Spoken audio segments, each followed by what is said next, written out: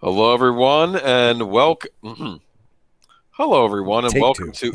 to. Well, I started too soon, and then I see the live thing. Hello, everyone, and welcome to Geeky Geezers. I'm your host, Aged Boomer. Here's my co-host, PaPa Pacelli. Don't Fire take hot. don't take too much of a look behind the curtain. It's technical difficulties beyond the geezer's control. Anyways, what do we got? Who's in the chat tonight? Hello, chat. I'm just gonna say hi to them right away. We got a lot of news to cover tonight, people. We absolutely do. Like too much. And I need to allow proper time for that Turner and Hooch story, or I'm not going to be. It seems fair considering last week we were like struggling. Like, do we have enough to cover? I wish we could have taken some of this week's stories and put them in last week. But right? What can you do? Melissa Harris, welcome. She says, see you guys at 9. Hope you're here. Big Al. Nanette. Hi, Nanette. I always say that. Auditor Dread, Horizon Talker. Yep. And we'll see if anybody else spills in. Hi. Oh, no, I could hear that. Yeah, you heard Netter say hi, right? I got fireworks going off in the back. It's going to be a madhouse next weekend. Want to let everybody know ahead of time. I'll mention again. We will not be on next Sunday. Okay. Yep. Celebrate your independence, however you do. Yes. Because, however you do. However you're able. As long as you have independence, celebrate it. Yes, I'm taking a much needed day off. What am I going to be doing that day? I will do something patriotic. Maybe I'll watch Unforgiven. No, I don't know. That takes place on the 4th, right? It has Richard Harris being beaten up by Gene Hackman on the 4th of July. There you go. Movie. There you go. That's how I'll celebrate it. I don't know. You mean making him see explosions, right? Yeah. Oh, look at that. Horizon Talkers, the revived TSR group led by Ernie Gygax just got banned from J. Yeah, we were talking about that before the stream. We were just talking about that a little bit, yeah. We didn't actually work it into the notes, and I do want to take a closer look at that. Maybe next time we're on in 2 weeks, we'll talk about the TSR situation. I did think about that, but I didn't bring it up this week. But we had so much as it was, and I'm like, I want to get a more full knowledge on this. Yeah. The world of RPGs, like TSR doesn't own D&D, Wizards of the Coast does, but they own other stuff. That's the impression I got from Troy. I'll be honest with you. Another thing about that particular piece was my only source was Twitter. And honestly, I don't want to be citing Twitter as a primary source. I mean, I think that the one thing that I can offer to our viewership here is that we are very transparent about where we're getting our information from, allowing you to evaluate it, and we do the very best that we can to, let you know where we're regurgitating stuff from. But when it comes from Twitter, it's like, that's like the worst source there is. It's like my cousin's, roommates, dentist said, this, that, and the other, that's basically what Twitter's like, So we'll come back to that. We'll come back to that. Okay. Should we jump right into it? I'm just going to jump right in. Yeah, no good old days tonight. It's not going away. We'll bring it back. Or as some people in the chat call them, Troy stories. Okay. Troy stories. That's fair. That's nice. I like that. Maybe we should call them Troy stories, but I'm here too. I'm sorry. That sounded pathetic. Okay, here we go. I do see that, Horizon Talker. I will look into that and inform myself so that we could talk more about it in the future. We'll get to it. We will get to it. It's an interesting story, I'm sure. We just want more concrete details on it. That's all. Yeah, I just don't want to go into it blind. I don't know enough yet. I have my gut instincts, but that doesn't do anyone any good. Yeah. But it'd be cool if TSR actually was back. I guess it is back. Well, it is back. It's just and I knew this going in that they're coming back. And everyone thinks TSR, Dungeons and Dragons. No, Dungeons and Dragons was definitely sold off to Wizards of the Coast. Wizards of the Coast owns the rights on Dungeons and Dragons. Wizards of the Coast is owned by Hasbro. So when TSR comes back, they have nothing to do with Dungeons and Dragons other than nostalgia. What they have is all the other games that they created that were left on the table by Wizards of the Coast, such as Boot Hill and Gamma World and Top Secret and so forth. Cool. Hey, any competition in the tabletop realm at this point is probably a good thing, though, right? Look, competition is a good thing, okay? Monopolies are bad. And I don't care if that's in the gaming world, in Hollywood, in telecommunications, okay? The internet, it's all bad. And when these companies get too big, they think who the hell they are. They can push around everybody, including the people they're taking money from. Well, speaking of which, yeah, here's our first story. Amazon Studios sets inclusion policy and playbook for its content and productions. This may be aged boomer finally getting black pilled, but maybe Troy can talk me out of it, okay? Or right. Maybe I'll agree with you. Let's see what you have to say about it. This is me thinking, just looking at the future and just wanting to gouge my eyes out. Okay. This is from Deadline, okay? Right. Amazon Studios on Wednesday unveiled a decision-wide policy that underscores its commitment to diversity, inclusion, and equity for its content and productions, along with a quote-unquote playbook that includes guidelines for its collaborations in the creative community.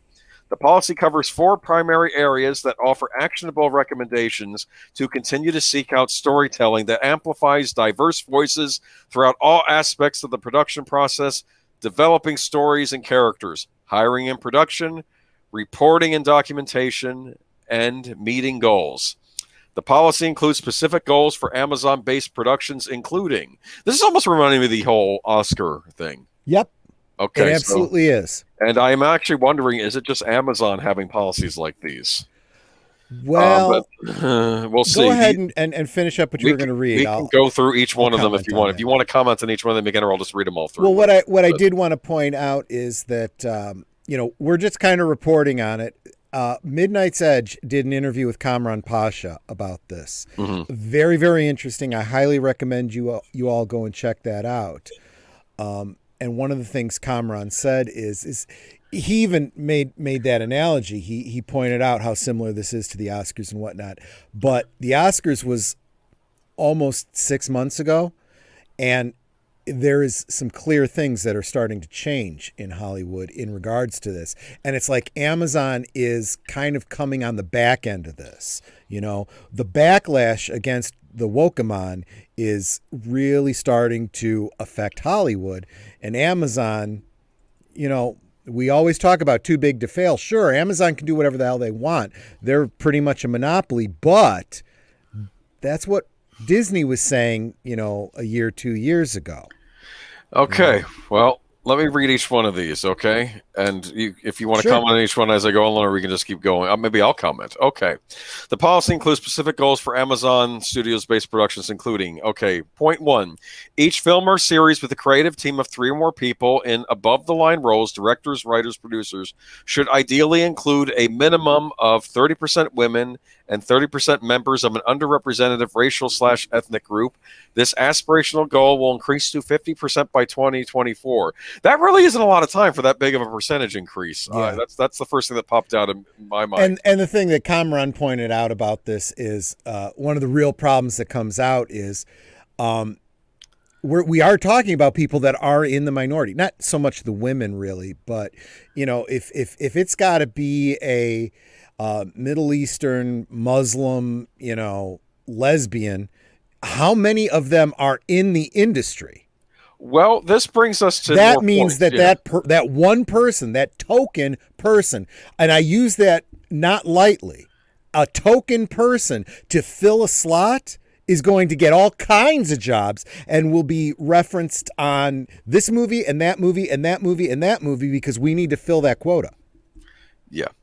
Well, so this is just behind the camera, okay? Then we have casting actors, okay, in front of the camera, whose identity, gender identity, nationality, race/ethnicity, sexual orientation, disability aligns with the character they will be playing. Well, wait a minute. The other thing that Kamran pointed out... Do I want to go there? Okay. Pointed out is...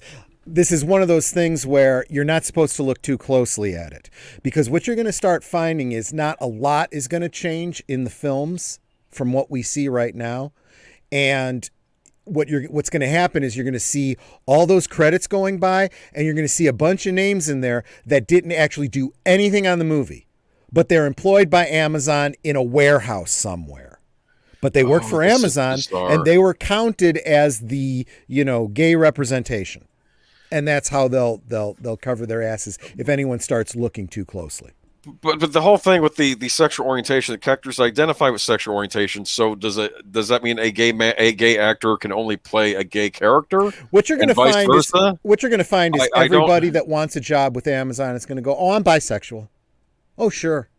I'm into anything. Sure." Okay. Because that's what it comes down to. The difference, and I've always argued this about this whole concept of checking boxes.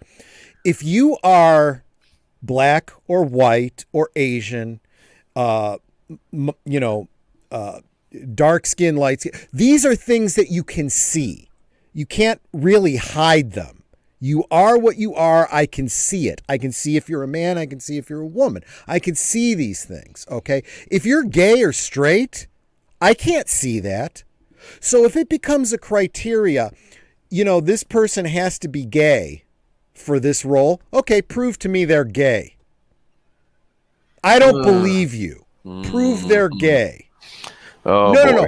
I identify as gay. Okay, I identify as black. Prove I'm not black. Oh, yeah. Well, we've had that issue. We've been through all news. that too. This is the kind of crap that happens. But that's also why we have laws against exactly this kind of thing. And it's going to take some court cases to start tearing these things down. We have law in place that prevents exactly this kind of discrimination. And all it's going to take is for someone to say, I didn't get this job because I didn't check enough boxes. And you are not allowed to use that criteria. This is terrifying, this next one, okay? I'm going to read it, okay? Mm-hmm.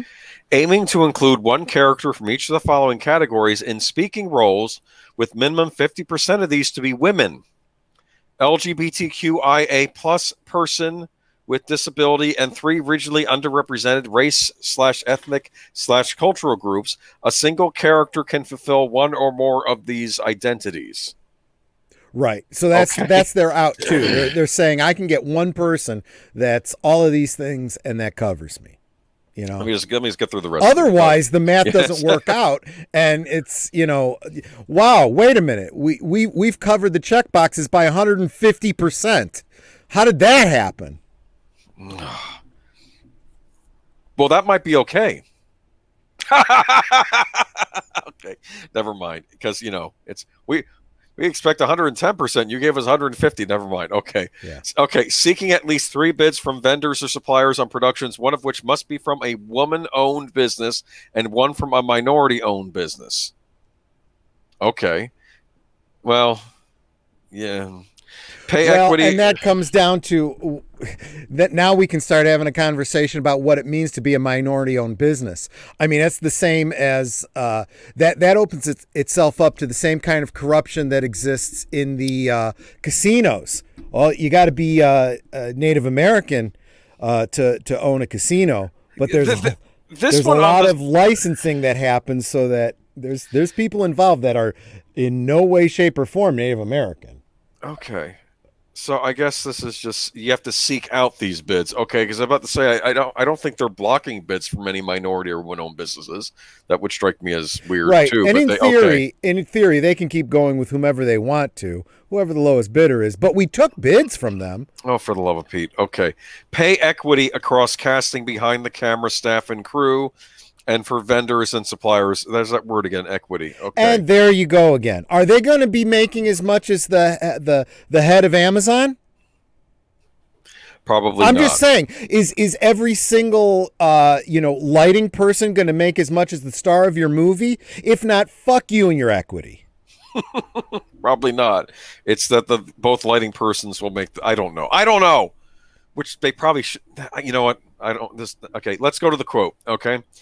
With the this is the guy that takes half his week off, make the same amount as the guy who's working 80 hours a week to make sure the movie happens? Probably. Just saying. With the establishment of our inclusion policy and inclusion playbook, Amazon Studios has committed itself to being a thought and action leader in the transformation of our industry, said Jennifer Salke. Thought and action leader? You mean thought? This is really disturbing me. Okay, head of Amazon Studios. We know how much work there is to be done to improve representation both on camera and behind the scenes, and it starts at home with us with clear directives and a commitment to accountability. These guides provide a path toward a more equitable future, both on and off camera. Here's the one irony I see here. They talk about accountability, but you know damn well they don't want to be accountable. And when someone starts coming, and this is going to happen in the wokosphere, and the Twitterazzi shows up and says, we want to see the receipts. Where are all your lesbians and minorities? That last movie looked awfully white to me. Where are they all? You know? Yeah, I'm going to have a lot to say in a minute here on all this. Okay, just let me wrap up. The company said it will provide a report template for its productions to indicate whether these expectations are met, to be submitted within 1 month of completion of principal photography. Wow. Okay. Amazon Studios said it worked with Dr. Stacy Smith and Dr. Catherine Piper of USC's Annenberg Inclusion Initiative, Brenda Robertson of the International Documentary Association, and Game Changer Films on the creation of the policy and playbook, and consulted groups including GLAD, Illuminative, Think Tank for Inclusion and Equity and Disability Rights Education, and Defense Fund. And this was first reported in Variety. Okay. Oh, boy. Yup. All right. Okay. Oh, I don't know what that's. Arabic numbers are just concepts. I don't know, Daniel Herron. That sounds pretty Islamophobic to me. Oy vey. Okay. Do you see how you can take literally anything and twist it around in this modern age? All right. Hold on. I hate getting up here. I wanted to make a point. How does a movie like 1917 or Ford versus Ferrari get made in this environment? You better have everybody on your staff, all the writers, all the directors, all the lighting people, be LGBTQ of multicolors and backgrounds. That's the only way it's going to happen. These movies just aren't going to get made. You're not going to have war movies anymore because if half the speaking roles have to, you're doing like a World War II. No, what happens is it becomes like the same situation as you have with unions, right? You got to have a union person on a union here in Chicago. Okay, you want to do a convention here in Chicago. You can't even plug your phone into an electrical outlet if you don't have a union electrician there to plug it in for you. So what you do is you hire one electrician to go around and do everything, and everyone has to just sit and wait until that person gets done. You know, but it's a little bit easier in Hollywood. You just need to have somebody on staff who's gay. And you go, yep, I'm gay, and I'm here, and I'm on set, and my job is to stand right here. Yeah. Oh, well, I'm just thinking, though. And right here happens to be over by the buffet. Well, if the catering's good, that's a sweet gig. Anyway, Yep. What was I going to make a point about, though? This is the company making Lord of the Rings. These check boxes for characters are the thing that really kind of throws me for a loop. How is this going to affect this Lord of the Rings series? Because you know it is. This is Amazon. They're the ones fronting the whole thing. That opens up a whole bag of worms that we probably don't want to get at just yet, but there is a lot of shit going wrong with that whole thing, and it's going to suck, and nobody's going to want it, and it's going to crash and burn just like all the other franchises that have been destroyed. This is hardly the worst problem that production has. Oh, Auditor Dread says, I wonder if Jeff Bezos is inclusive with his employees' rights. Sounds like they don't get treated well at the company. Oh, they get treated terribly over absolutely. There. Keep in mind too, all the companies that are pulling this kind of crap are still run by white guys. Yeah. I mean, they're not giving up their jobs to be inclusive. Jennifer Salke got in there. I did a little reading up. Apparently, the previous head of Amazon Studios got Me Too'd. Okay. Yeah. So he got out. They got him out of there, and then she took over. I guess she was in the right place at the right time. I don't know. And this is how you. I mean, you swim with sharks, and you know what's eventually going to happen. This is why we look at people like Kathleen Kennedy talking about inclusion, and then realizing that she's getting ripped apart on Twitter, not just by the people like us that hate her, but by the woke-a-mon saying, "I don't know, you're talking about inclusion, but you look awfully white, bitch." You know, then you got Bree talking about, I don't care what a white man has to say about A Wrinkle in Time. They look, oh, really, bitch?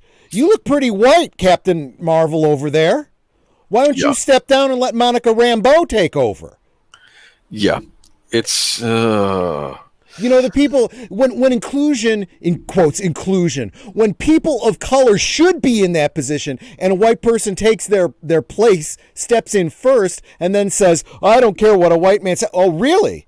Well, you apparently didn't care what the whole community said about how your role should have been played by a black woman. Yeah.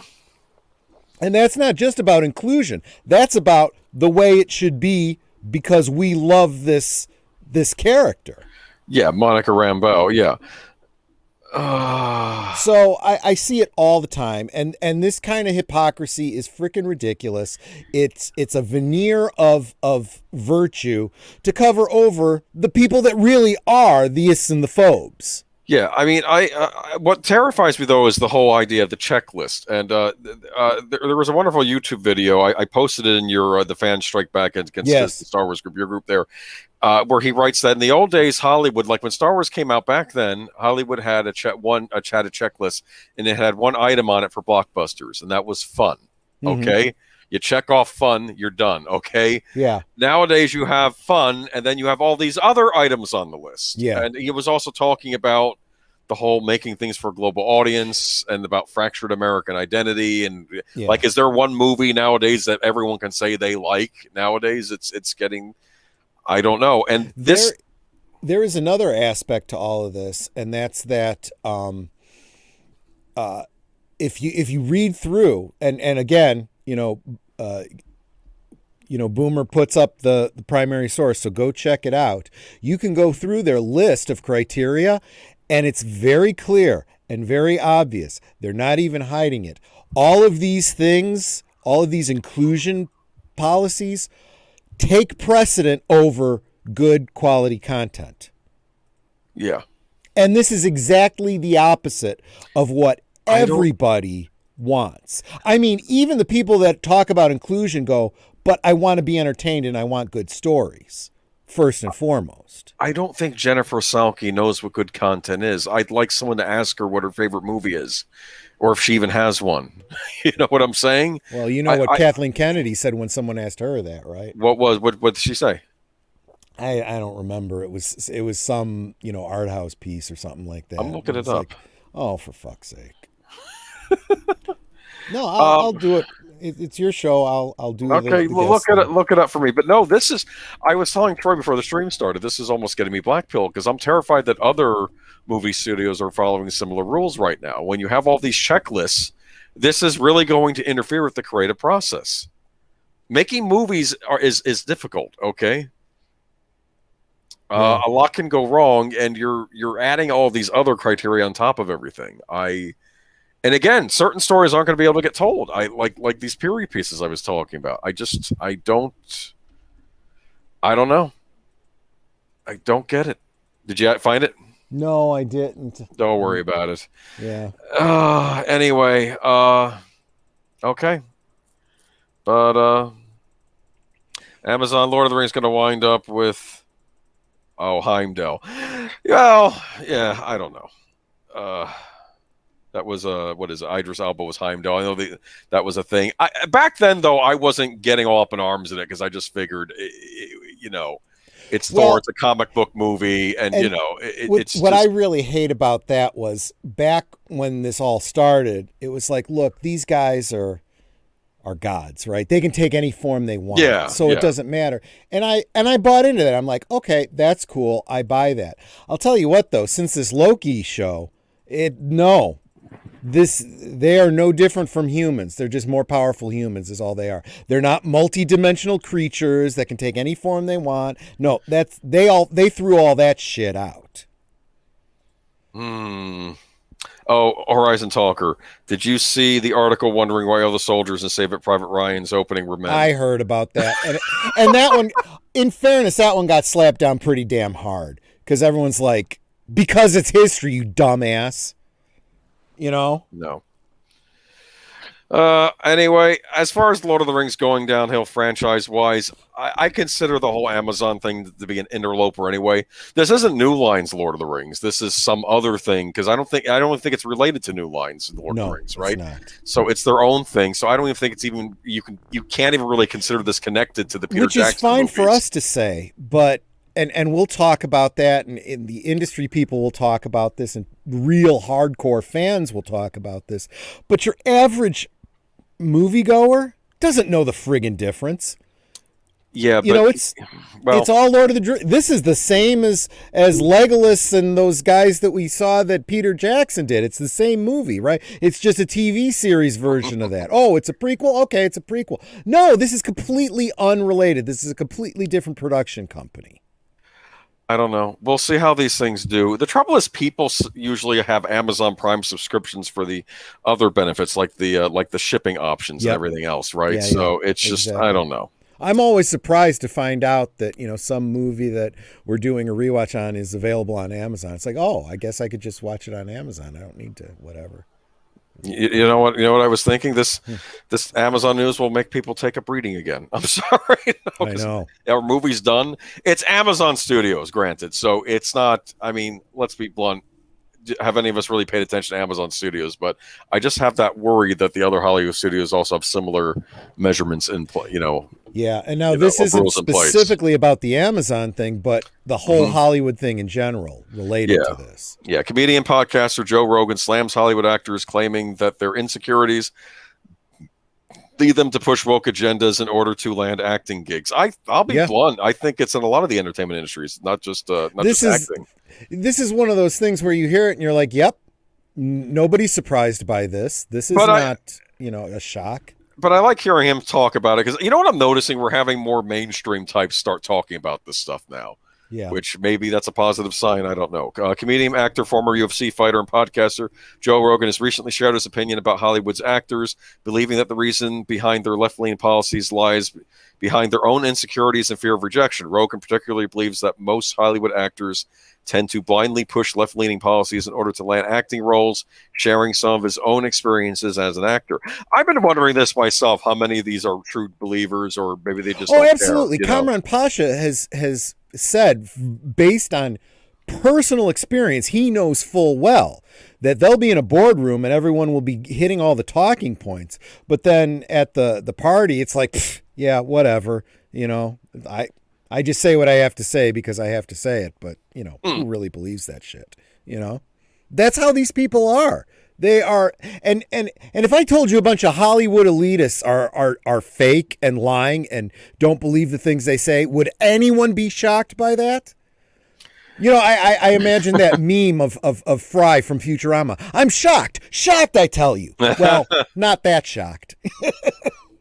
Anyway, he goes on to say, this is the problem with not just Hollywood, but also with Los Angeles, because Los Angeles is inexorably connected to show business, explained Joe Rogan during a recent interview with Breaking Points. He continued, there is no getting around that. It's the reason why a large percentage of people move there, and it also massively affects the politics of the place, while also adding that it's not just politics, but social discussions, mentioning that the way that people communicate is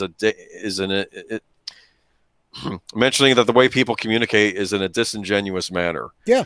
And remember, these are professional pretenders. These are people that make their living pretending to be somebody else.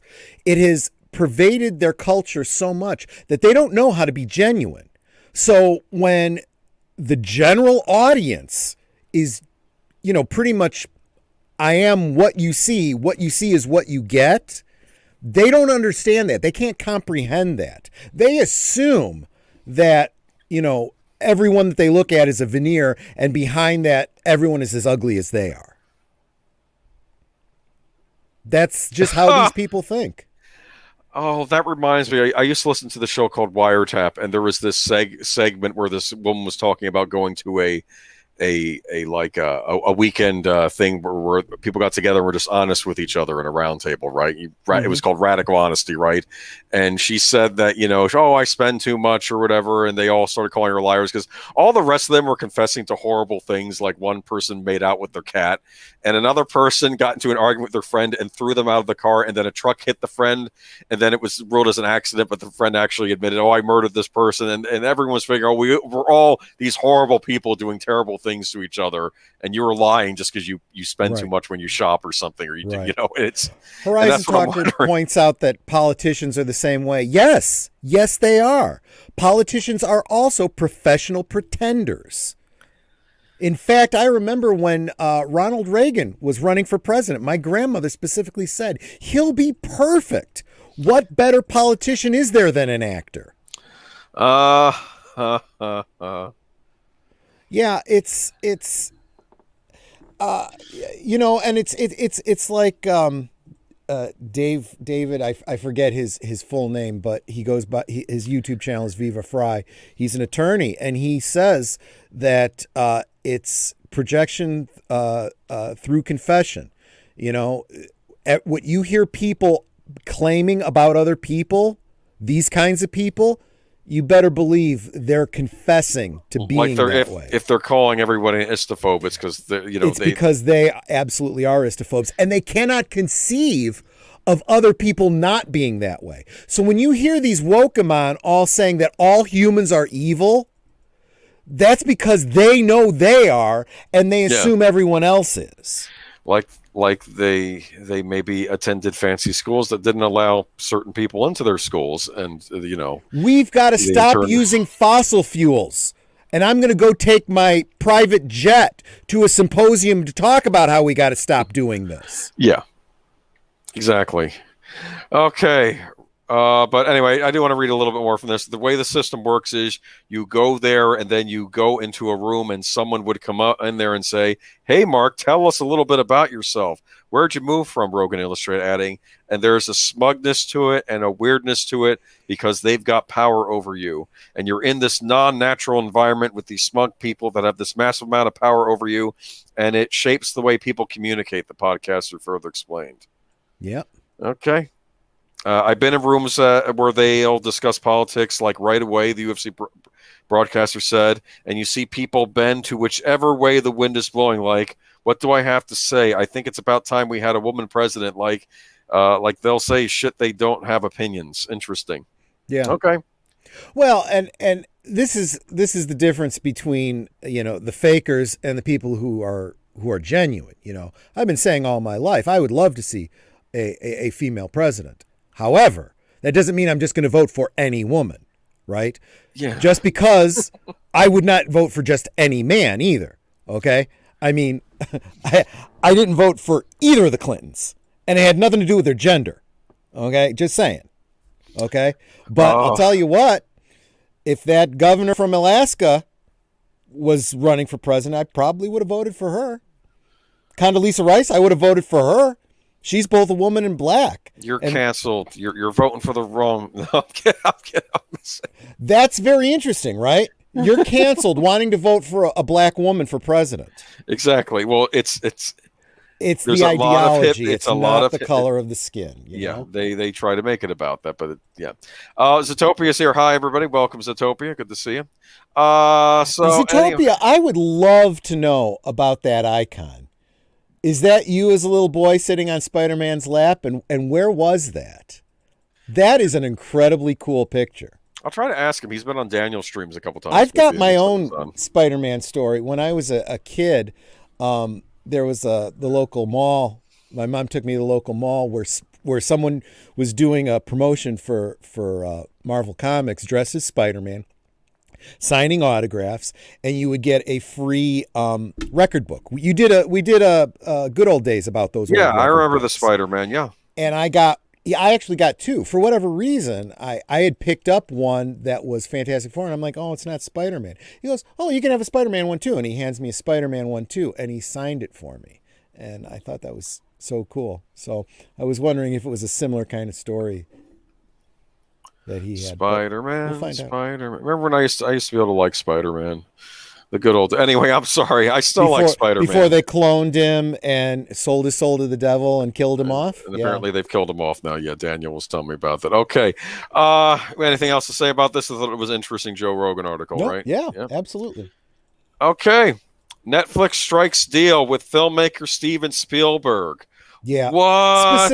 Specifically, Amblin Entertainment is going to be working with Netflix to make original content. This is interesting to me. I'll read the article real quick. Mm-hmm. The acclaimed filmmaker Steven Spielberg has struck a multi-year deal to make movies for Netflix, Inc., a huge get for the streaming giant as it faces increased competition for talent and content from deep-pocketed rivals such as Walt Disney Company, Amazon.com, Inc. Yeah. That guy posted. He also made a point that we're not calling things movies anymore. We're calling it content. That's another problem. Okay. Under the terms of the deal announced Monday by Netflix and Mr. Spielberg's Amblin Pictures, the studio will make multiple new films for Netflix over the course of the agreement. The pact with Netflix doesn't affect Mr. Spielberg's long-term relationship with Comcast Corp's Universal Pictures, where Amblin Partners is based. That's confusing. Okay, all right. Netflix is signing Mr. Spielberg, whose body work includes Jaws, E.T., and Saving Private Ryan, indicates that the company is keeping a sharp eye in its rearview mirror. Although Netflix is far and away the most popular streaming service with 208 million members around the globe, its competitors are growing in number and strength. Okay, so here's the first thing. Can I just say there's a last sentence in here? They mentioned that Amazon acquired MGM, and they said, among the properties that will not be part of Amazon is the James Bond franchise. No! Yeah. I've argued this before. They don't own James Bond. Okay. Go ahead. Forget about that. That's kind of a side thing. But what I find interesting is, I like to connect the dots for you, right? So Steven Spielberg was originally involved with the initial development for Indy 5, and he walked away from it, and he appears to have walked away from anything Disney related, and now he's signing an exclusive deal with Netflix. That seems like a big FU to Disney and to Lucasfilm. Just saying. Yeah, especially considering what Auditor Dread is bringing up here. That's interesting, as Spielberg wasn't a fan of streaming. Wonder what made him change his mind. I think you may have a point. Maybe he's just seeing the writing on the wall, and he doesn't like what's going on with Disney and stuff. And if it purported... he's got two choices. He either gets involved in streaming or he retires. That's all there is to it. You don't have to like it, but if you want to keep working, you got to go where the work is. But where he's not at is Disney Lucasfilm. Yeah. It was interesting, though, because only a couple of years ago, I don't know if I should post these articles up, but Variety article, Steven Spielberg versus Netflix, how Oscar voters are reacting. Yeah. And he basically said Steven Spielberg wants the Oscars to stem the tide against streaming revolution upending Hollywood. He didn't want the Netflix movies to be nominated for Best Picture, okay? Yeah. And everyone was thinking, oh, you're nuts. And then he had to clarify. But what I found interesting about this, though, is that this was back in 2019, not that long ago, okay, in comparison. And now he's completely flipped around, and now he's partnered with them. So, because the industry changes and you don't have a choice. You don't have to like it, but that's just the way it is. Yeah, but if anybody has power over the industry, it's Steven Spielberg, right? I don't think so. I think he's in the demographic where, what have you done for me lately? You're the wrong color and wrong gender to have any say on anything anymore. Wow. Yeah. That's just how this, after the last article we just talked about, come on. This is what's happening in this world. And if you loved Steven Spielberg and his talent and what he's done in the past, you better just, unless you speak up and vote with your wallet, you're just going to keep getting more of the Wokemon, and you're not ever going to see another E.T. or, whatever. Well, we'll see what Netflix does with his Amblin Entertainment. I don't know. Yep.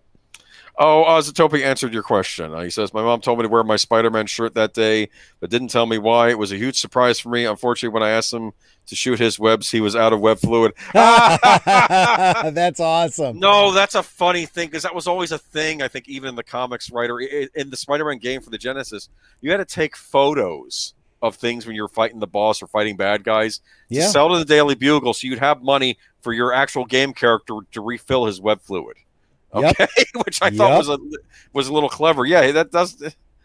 Oh, That is awesome. I love that. That is just brilliant. it's been a while since he had a big hit. I don't know. He has the polling instead.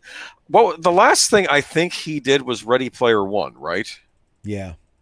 And I guess that was kind of successful, but that was. And let's be honest, that was really just capitalizing on his own previous, Yeah. And he did Bridge of Spies, which was pretty good. I liked that one. That was a Cold War movie. And I would argue too, the only reason he's going to do stuff is because he wants to make movies. He's not doing it for the money anymore. He's still making all kinds of crap residuals. He's rich. He's got more money he's ever going to spend. He's not doing this because, he's worried about where his next meal is coming from. No, he's made money. He does it because he loves movies. I understand. If it was just about money, he could retire now. He wants to do stuff. And if you want to do stuff, you got to go where they're doing the stuff. Yeah. Yep. All right. But I don't have much else to say on this. We'll see. It's just that I just found it rather shocking when you sent that article to me, because I'm like, yeah, wait a minute. It was how long ago? And I'm like, 2 years ago. He's hating on Netflix. I guess he saw the TV. But it's all coming around again. And I'll tell you something else. I don't care where you stand on it. If you agree with Steven Spielberg 2 years ago, if you agree with Steven Spielberg now about the Oscars, who gives a flying F about the Oscars anymore? Especially with their whole criteria too. Terrible. It kind of goes back to the whole Amazon thing. So they've been in problems for a while. And I'm going to admit something about the Oscars. Before all that happened, before they said the Oscars so white thing, whatever, someone had done an interview, and there were some genuinely nasty things some of the voters were saying that I think were very insensitive and kind of racist. But like you said, it's projection by what is it? Confession by projection. Because I remember with the animated films, and one of the animated films was made in Ireland. The one was made in Japan, and one of the voters said, "What am I going to vote for? What, those effing Chinese things?" And I'm like, "No, one's from Ireland, one's from Japan. They're not Chinese, okay?" And yeah, so I'm not saying that there weren't problems with some of the voters there. Yes, but I highly recommend a video by a YouTube channel called Be Kind Rewind, and I'm going to give you the title: Harvey Weinstein and the Oscars, How Gwyneth Paltrow and Shakespeare in Love Won. Yeah. Check it out. That will tell you everything you need to know about the Oscars. Because I remember that year when people were complaining about the noms, and I was thinking, Benicio del Toro did a great performance in Sicario, and he actually should have been nominated for either supporting or best actor. Yeah. So I'm not saying there even wasn't a point to some of the criticisms, but as usual, they're overextending now. Yeah. And it's what I even find funny is I'm looking at, how on YouTube you got the thumbnail of the video and it plays like little clips from it, in like a GIF kind of format. And one of the things I'm seeing is Whoopi Goldberg that year as a presenter in whiteface as Queen Elizabeth. I remember that. Yeah. Samuel Proctor has a comment. I used to love Spielberg until his name showed up on the Epstein flight log list. I have to say, if I had to base, I don't know what he was doing with that. I am going to say that if I'm basing, I'm judging this based on the work, just like James Mangold, the one directing Indy 5. I think he's done some great work with movies like Ford versus Ferrari. Doesn't mean I personally like him as a person. Okay, right. Don't mistake me there. Okay, same for Spielberg. I don't know what he was up to with that. Hopefully, I don't want to think about it. Okay, because that actually would bother me because he made a lot of family entertainment too. But let's not. We don't know. So what we don't know, we can't really comment on, right? Why? People do it all the time these days. Well, anyway, speaking of things, people commenting on things that they may not necessarily know. Shazam actress Michelle Borth targeted for cancellation over Ashley Babbitt Instagram. Yeah. Okay, this confused me for a minute there. I thought, what is this? Okay. A number of wokies and cancel cultists have taken to the internet to theorize that Shazam sequel canned actress Michelle Borth over an Instagram post about Ashley Babbitt. The theory began to gain steam on Twitter following Shazam Fury of the Gods director David F. Sandberg revealing a first look at the new super suits for the Marvel family. Sandberg shared the first look on Twitter. He wrote, "Don't know how long we can keep the new suits from leaking, so here's a pic I took the other day." As you can see, actress Grace Fulton is Mary Marvel. The superhero version was previously played by Michelle North in Shazam. Sandberg confirmed the change in a follow-up tweet. He wrote, "Yes, Grace now plays both parts, but her hair and makeup is slightly different when she's super, so no one will ever recognize her. Hey, it works for Wonder Woman." Sandberg did not address why Fulton was not playing the superhero version of Mary Marvel, or what happened with Michelle Borth. You know what I thought first thing when I found out about this? I didn't realize Michelle Borth did play the adult version of her when I saw Shazam. There's a scene in Shazam. Maybe I should put this in the context. Have you seen the movie? I haven't seen the movie, but okay, I know the basic story. There's a scene at the end, and I had issues with the movies, but there actually is a very good scene toward the end where Billy Batson as Captain Marvel's trying to figure out how to stop Dr. Sivana and the 7 deadly enemies of man, and he doesn't know, and he decides he's going to have, and I think he has all of them touch the staff with him at the same time, all of his stepbrothers and stepsisters, and then they all become superheroes like him. And then they're able to save people from being attacked in the carnival and all these other things. And it's a really neat moment in the movie.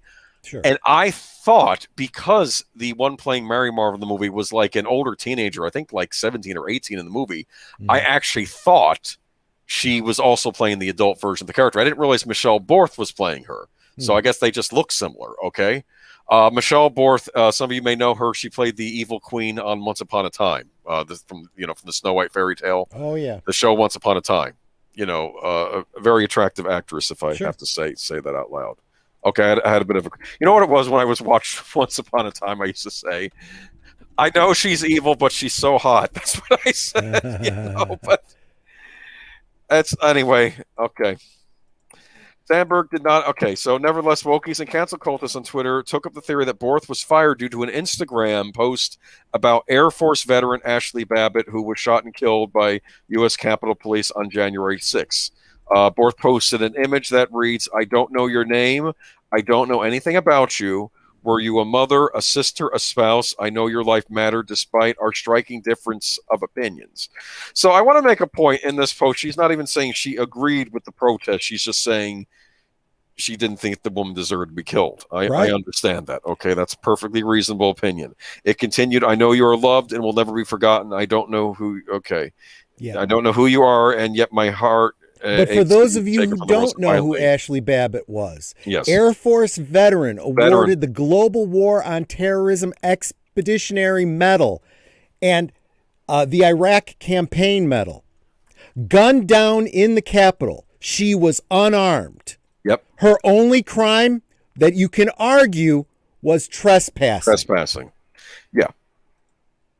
She was summarily executed. Okay?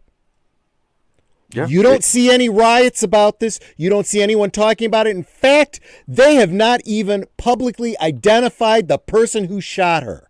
Nope. Because why? She's the wrong damn color. She's on the wrong side of the political spectrum. Yep. Let's just be honest, people.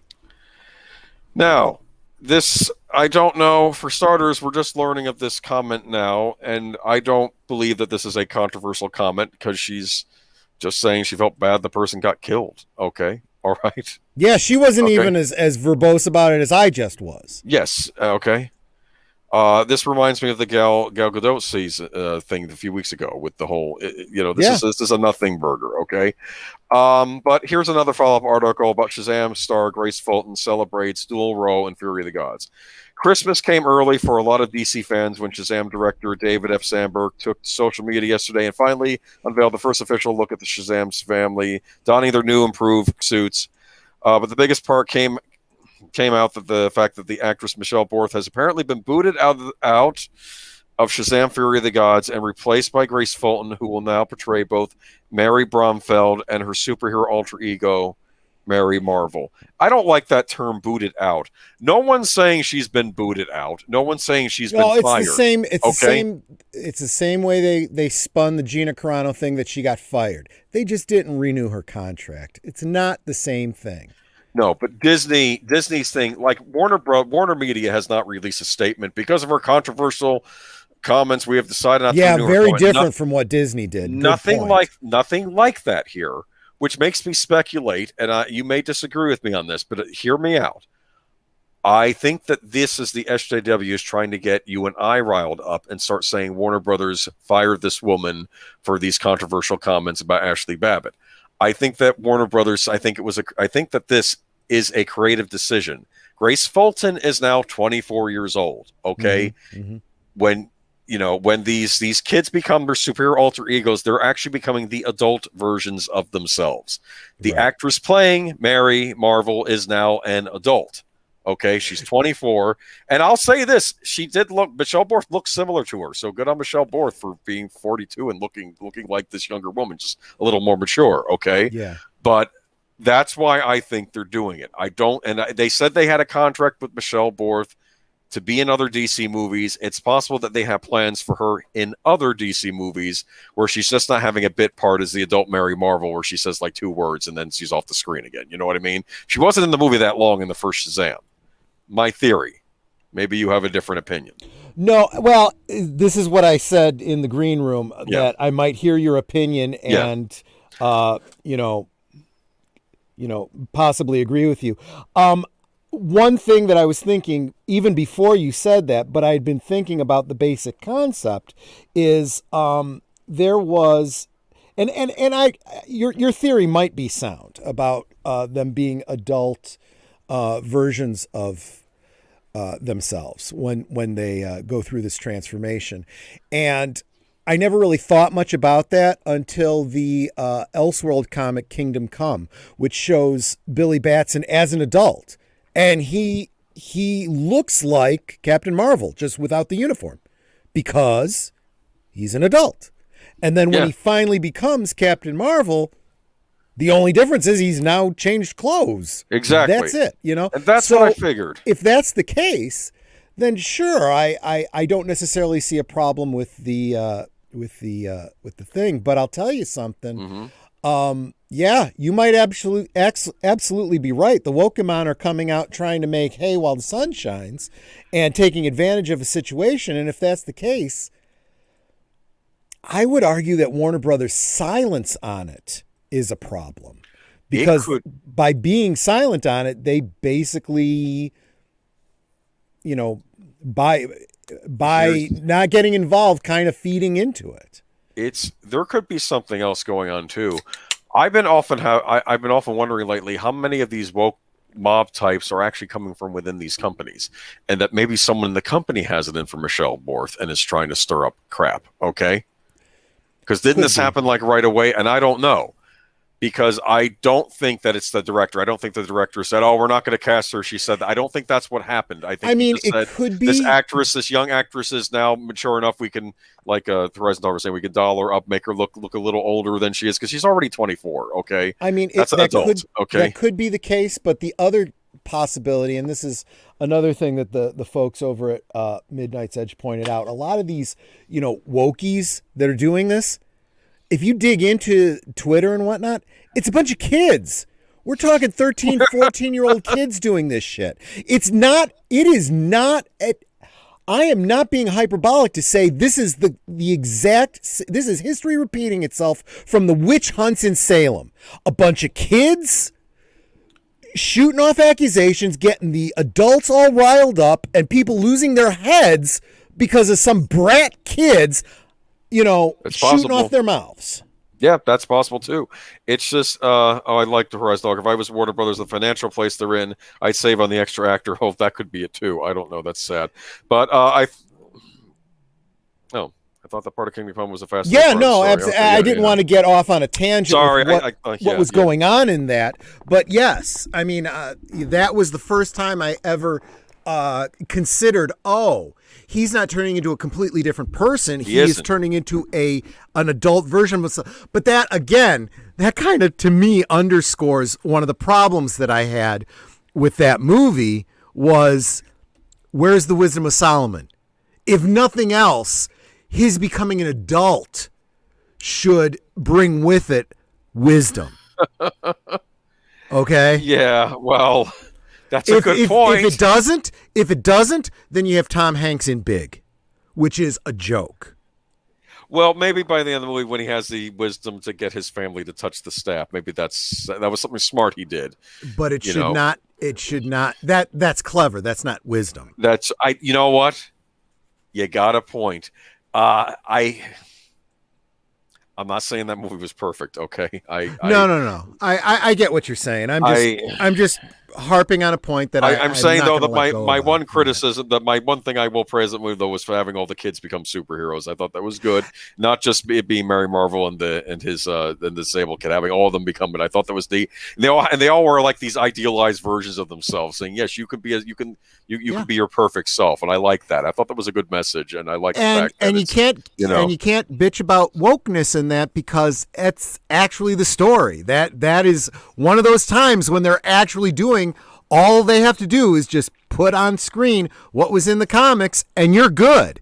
You got your woke points. You got your story points. Everybody's happy. Plus, his family's diverse because they're all adopted, so they're all from different backgrounds. That's the whole point of the whole Marvel thing, Well, DC in this case, though.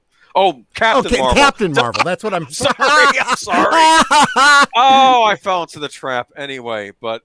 My point I didn't mean to trip you up. I don't think they even used the name Captain Marvel once in the movie because of reasons. Anyway, but the thing is that there were things in the movie I liked and things I didn't like. It wasn't perfect, but it had some good moments. That was a good moment, and I liked the actors, and I like both the actresses playing the younger and older. Mary Marvel. Okay, yeah. I hope that Michelle Borth gets other parts in the DC universe. She's a good actress herself, and I hope that's all this is. I don't want to feed the SJW mob because I don't want this to turn on. I don't want us to be doing their work for them, and for this to become a thing with Michelle Borth, and then somebody, exec over at Warner says, maybe even though this isn't what we did, maybe this should have been what we did, and then they end up actually doing it. Do you understand? I don't want that to happen. Right. Now, if Warner Brothers does come out with a statement, or if her contract has indeed been severed, then maybe there's some validity to this, or maybe they're following what the mob is telling them to do right now. Okay, so. My point is, though, I just hope I have nothing against I have nothing against either of these actresses. I hope they do well. Okay, That's it. Okay. Yep. Fair enough. Yep. Okay. Reasons. I just be careful though, because I just get the feeling that they were trying to stir us up, and we don't want to fall for the bait. Okay. Yep. And like I said, the truth will come out at some point, right? Probably not. I'll be honest with you. Some of these people that we're talking about, unless they become big name stars, no one's going to remember them in 10 years. Michelle Borth, though, she was on Once Upon a Time. That was a fairly successful show. I loved her as the evil queen on that show, though. Unless she pivots into another big role, she will be forgotten. That's how hard. Hollywood works. But to be, Think about look at the movie we just rewatched yesterday, All of Me. I'm forgetting the blonde. She married Steve Martin. What was she in? She was in All of Me. She was in Flowers in the Attic. She was in Flowers in the Attic? Yeah, she was the mother in Flowers in the Attic. Michelle Borth? No, I'm talking about someone completely different. Stay with me. Sorry, I missed the first part. I zoned out because I said this is like the movie we saw yesterday, All of Me, with Steve Martin. Okay, all right. Okay. Sorry. I'm talking about the actress Victoria Tennant. Do you know that name? No. You probably don't. She was a beautiful actress who married Steve Martin after they were in All of Me together, and she played the mother in Flowers in the Attic, and then. What did she do after that? Who remembers her? Even big names like Lily Tomlin. That's a generational thing. You and I know her. Nanette knows her. But I'll bet there's people in this stream who have no idea who Lily Tomlin is. No. Did they have a happy marriage, her and Steve Martin? For about a decade, maybe. Ah, for the love of... Okay.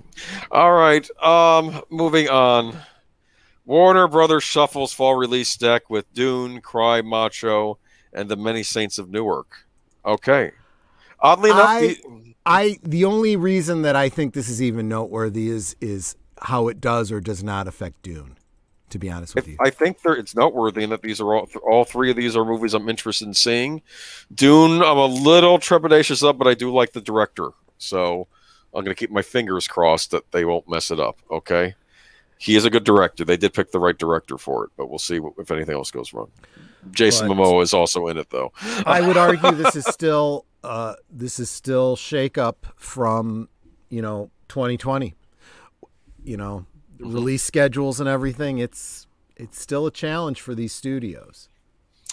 Let me read from this article, though. This is kind of okay. With the fall and early winter corridor looking fiercely competitive, Warner Brothers is changing a trio of release dates in order to best position its movies.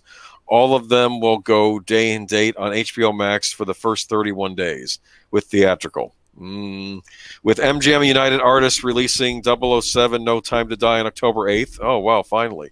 Warner's will not play Legendary's Dune in its wake, rather go on October 22nd with the all-star ensemble science fiction picture based on the Frank Herbert novel. Dune will also be released in 3D and IMAX. Dune is making its world premiere at the Venice Film Festival, and it will be hitting TIFF. What TIFF is. Okay. This is interesting. Instead of on October 1st, Warner's will release the Alan Taylor directed, David Chase produced, and co-written Sopranos New Line feature prequel, The Many Saints of Newark. Pick was most recently scheduled for September 24th. Many Saints is the only adult choice on October 1st to 3rd in what was originally shaped up to be a knife war between MGM United Artists releasing The Addams Family 2 and Sony's Hotel Transylvania 4 Transformania. Sony plopped its fourth quill on Addams Family 2's date last week, and the two films are apt to cannibalize their target family audiences. That's kind of the same audience, don't you think? It is, but I'm going to posit a supposition here. Those are both family films. Yeah. If it was me and my family, hey kids, double feature. There you go. That'd be cool. They'd have a good time at the theater, and there you go. And you get your popcorn and whatever, and that's it. We go to see the first movie, then we come out, we get you an ice cream or whatever in between, because then we're going into the other movie. Yes. Did I ever tell you I watched 5 movies in a row in a theater one time? No. They were doing, in Regal Orlando, they were doing, me and my friend went up there, they were doing the Oscar-nominated movies, okay? They did 4 one week and 5 another week. This is when they'd gone to 9, right? Mm-hmm. And I did Nebraska, that stupid one with Bradley Cooper, which I didn't like, so I don't remember the title. They did Her. They did Captain Phillips.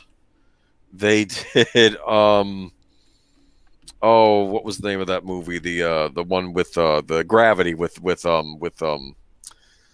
George Clooney and Sandra Bullock. The one so where you're they're in talking space. about like around 2013? Yeah, pretty much. Or 2014. Yeah, I think it was. No, it was 2013. You're right. No, it was 2000. No, it was spring of 2014. They did 5 of these, okay? And I have to tell you, by the time you get on your 4th movie, you don't want to be there anymore, okay? Mm-hmm. When you're doing 5 in a row, so double features are fine, but wait a minute. You said there was a 2013 Bradley Cooper movie you didn't care for. You didn't like Fast and Furious 6? Was he in that? Yes, he was. The guy that plays the voice of the raccoon and Yes, he was. Who the heck did he play in Fast and Furious 6? I know. I haven't seen a single one of those damn films. I don't even remember now. No, what was that movie? It was American Hustle is probably what you American Hustle. Oh, that's the one. I didn't know. That was my least favorite of that group. I'm trying to think. Her, Nebraska. Well, I'm going to be thinking about this all day. But he was also in a movie that I really, actually, this is the third one, so I don't know if I liked it or not. The Hangover. I like the first Hangover movies. I don't know about the third one. Oh, they did a third one. Okay. Yeah, see, I didn't even know. The first one I thought was hysterical. I thought for sure, I'm going to hate this. This is going to be stupid. And it was kind of stupid, but it was stupid in a very clever way. I really did like that movie. Yeah. Oh, he was in 4 movies in 2013. Fast 6, American Hustle, Hangover 3, and Making a Scene. Let me tell you something, man. That's what I'm talking about. If you're not constantly working, people will forget you. Yeah, and Bradley Cooper was constantly working. He kind of blew up. I remember back then. And Zootopia's hoping this puts Dune in a better position to get a sequel. I was going to comment on that. That's absolutely a concern for all of the fans, because if it doesn't bring in, it needs to bring in a profit. And preferably a big profit. Or no, there will not be a second movie. There is no guarantee. Now, there are a lot of other fans saying, actually, rather than a sequel, we hope that it merits a sequel, but they end up pivoting it into a series. Because honestly, Dune would work better as a series than it does probably as a bunch of movies. I know that the director said he wanted to do the first book in 2 parts, and that was his main goal at that point. But yeah. If he could do that, then you have all kinds of sets and props and stuff ready to go. He'd probably be willing to do the follow-up books or do. Then you could do the follow-up books as a series, and I think it could work. It really could. But that's what all the fans are concerned about, and that's also why the fans of both Dune and I'm going to say Ghostbusters as well. People are like, you know what? I'm willing to wait. I want it to be awesome, and I want everybody to go see it multiple times. Yeah. I may go see this in the theaters. I may actually drag myself out to see Dune. Many Saints of Newark. Yes, please. I want to see that movie. Okay. So I want more Sopranos. That was my favorite television show of all time, and I want to see the prequel. And I'm thinking maybe a prequel series could work with the Sopranos, like a younger Tony Soprano and him dealing with all this stuff when he was growing up. That could work, maybe. Sure. I was even thinking, I love unfortunately Disney owns the X-Files now, so I'm not going to hold my breath, but even if they didn't want to do a follow-up series, couldn't they do a prequel series to the X-Files that took place in the 70s or the 80s? Please no. You don't want that? You don't like that idea? Okay. Because unless they're willing to put in the energy and the time and the effort to do a good period piece, it's going to be shit. Well, that's my point. It would have to be good, okay? But anyway. No, don't count on that. Okay. Look for if they're going to do anything with that property, look for it to be a sequel in the modern day, and it's going to deal with modern issues, and every episode is going to have something to do with a character that can change its race or its gender. Of course, and let's just leave the X-Files alone. Okay. Yeah. See. Clint Eastwood's Crime Macho, starring the legendary filmmaker star Edward Minette and Dwight Yoakam, will move up from October. Dwight Yoakam the singer? No, he's been in movies. He was in Sling Blade. Remember? He was Sling Blade. Oh no, he played one of the great screen villains, Doyle, in Sling Blade. No, just I liked how John Ritter in that movie just describes him. No, he's not just a closed-minded redneck. He's a real monster, okay? He's a bad man in that movie, okay? I don't want to say Sling Blade's a great movie. That's an example of a great Harvey Weinstein produced movie, is Sling Blade. And Dwight Yoakam was in that. He was in Panic Room with Jodie Foster. He was one of the criminals in The Mask. No, he's been in movies, and he's good as like villains. Maybe he'll be the villain in this. I don't know. He'll move up from October 22nd to September 17th. Another movie I'd like to see on its new date, Crime Macho, will be up against Paramount's Clifford the Big Red Dog and Open Road's Gerard Butler, Frank Grillo movie Cop Shop. Yeah, I could see Cop Shop and Crime Macho maybe interfering with each other. In that similar audience, I don't know. I don't know anything about Crop Shop, so I don't know. Cop Shop. I didn't know anything about him being an actor. I definitely will check out anything he's in because I've loved his music Check career. out Sling Blade if you get a chance. Sling Blade it has Lucas Black in it as the kid, and I knew Lucas Black from the show American Gothic when that was on TV. Did you ever watch American Gothic? It only had one season. No. Sam Raimi produced show. It was basically a Southern Gothic supernatural series, and they had the same kid. This actor, this kid, I think his name is Lucas Black. He always played the stereotypical Southern kid in any show, like in that day. Like he had the perfect Southern accent. They always had him in things. And Sling Blade's a great movie. It has a great performance by John Ritter in it. Yeah, I highly recommend it. Okay, so yeah. Okay. Great independent movie. Good on Harvey Weinstein. He did some good movies like Swingers. That was another one he produced. That was a favorite of mine back in the day. Okay, so I don't know. Movie shifts. So it looks like maybe things are getting back to semi-normalness with movie releases. We'll see. Of course, now we have the whole streaming thing going on. True. What are we going to see in theaters? What are we just going to wait to come to? Whatever streaming services we have. I have to tell you, I heard No Time to Die. A friend told me this. I can't verify it, okay? I didn't verify it. But he said it 2 hours, 45 minutes. For a Bond movie? Are you kidding me? No. Okay? Yeah, it's going to suck. Okay, I don't have a good feeling about this. Okay, Disney alleged... Okay, next story. Disney allegedly files copyright claims over Loki fan art. They've decided to claim the deity as their intellectual property. Yeah. It'd be funny if Loki actually appeared out of nowhere and said, "You don't know me," and he looked nothing like the movie version. Right. That'd be a thing they'd do in a. I don't know. I don't know, man. It's yeah. This is one of those situations where you have to go. Truth is stranger than fiction, right? I mean, The idea of laying a copyright trademark. Loki is a trademark of Disney, and it's like, how do you justify that? And there's a lot of people that are coming out, modern pagans coming out saying, sorry, you can't trademark our God. Yeah, because I guess people still worship them. Yeah. It's interesting. I did a creative writing essay back when I was in the program. It was on my own religion, but I was talking about how certain religions in the world fade from view, and I was mentioning how there are still people that worship the Greek gods out there. Sure. Okay, they still exist. Okay, even in the modern day, which I thought was interesting. Anyway, let me read from the article a bit. Disney may be trying to claim copyright on images of merch of Loki. These recreations aren't just of the witty Marvel Cinematic Universe character who appears in a new Disney Plus program. Even art specifically of the Norse deity, which predates the MCU character by a handful of centuries, could be claimed, according to an artist who posted a takedown notice of their Loki art from Redbubble. Could you imagine a time machine being created, them going back to old Norway and saying, "Sorry, that you gotta pay it money." Okay, it's not that funny. Well, okay.